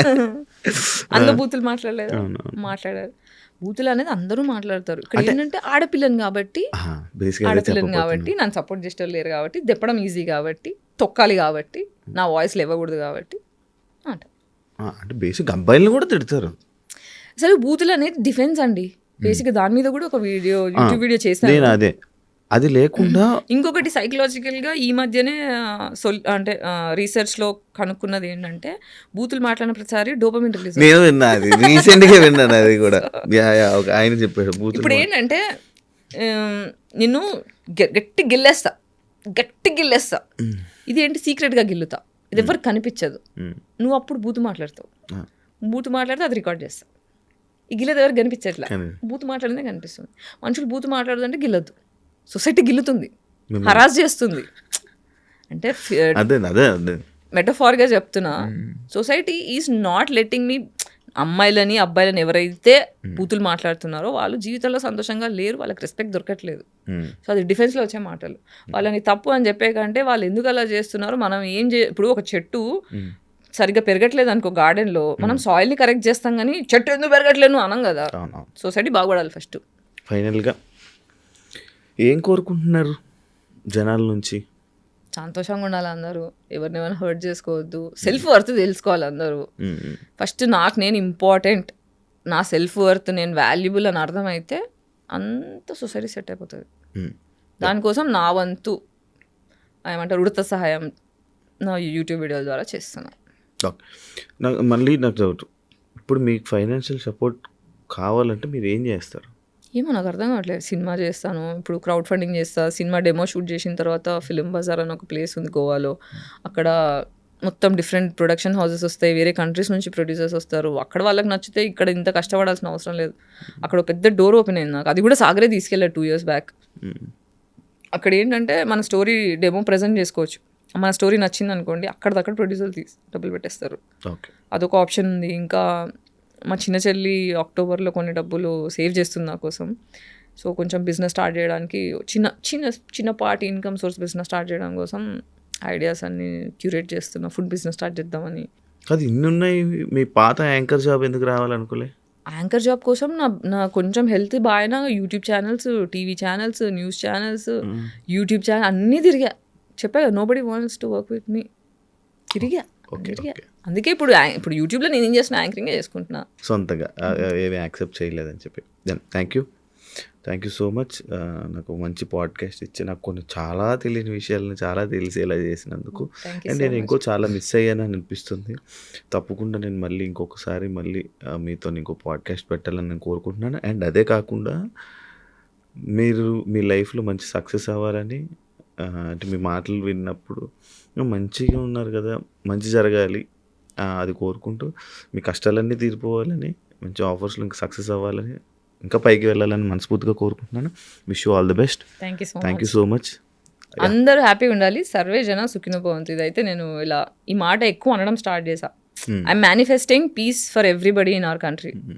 అంటే ప్రపంచంలో ఉన్న అందరూ ప్రశాంతంగా ఉండాలని. నేను రీసెంట్గా ఒక పాడ్కాస్ట్ చేసా, విష్ణుప్రియ భీమినేని. తను కూడా నేను వైబ్రేషన్స్ తీసుకుంటున్నా, తను అలాగే మాట్లాడింది నా ఇంటర్వ్యూ. తన్ని చూసే దాని తర్వాత మీరేనా సేమ్. నేను అదంతా పోవడానికి, నా నెగిటివిటీ పోవడానికి నాకు ఆ వైబ్రేషన్స్ తీసుకుంటా అలా అయింది. థ్యాంక్ యూ, ఆల్రెడీ చెప్పేశాను కాబట్టి. చూసారు కదా ఇంటర్వ్యూ. ఇంకో గెస్ట్తో మళ్ళీ మీ ముందు కలుస్తాను. అంతవరకు సియా.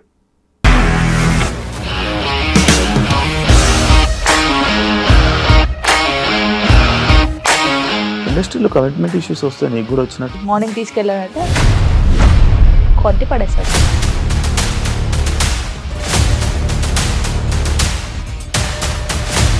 ఒక్కళ్ళు కూడా చూడలేదు ఈ సినిమా అని చెప్పడానికి కూడా చాలా ధైర్యం కావాలి. అది నిజం కదా, దాంట్లో ధైర్యం ఏంటి? ఇది నెక్స్ట్ డే ప్లేట్ మార్చేస్తే తప్పు కదా. As of now we're comfortable this అని నేను అనుకుంటున్నాను. రష్మిక గారిది మీది ఒకే ఊరంట కదా? నీకు కోపం వచ్చిందంటే బాగా తిట్టేత్తరా? తిట్టేద్దామండి.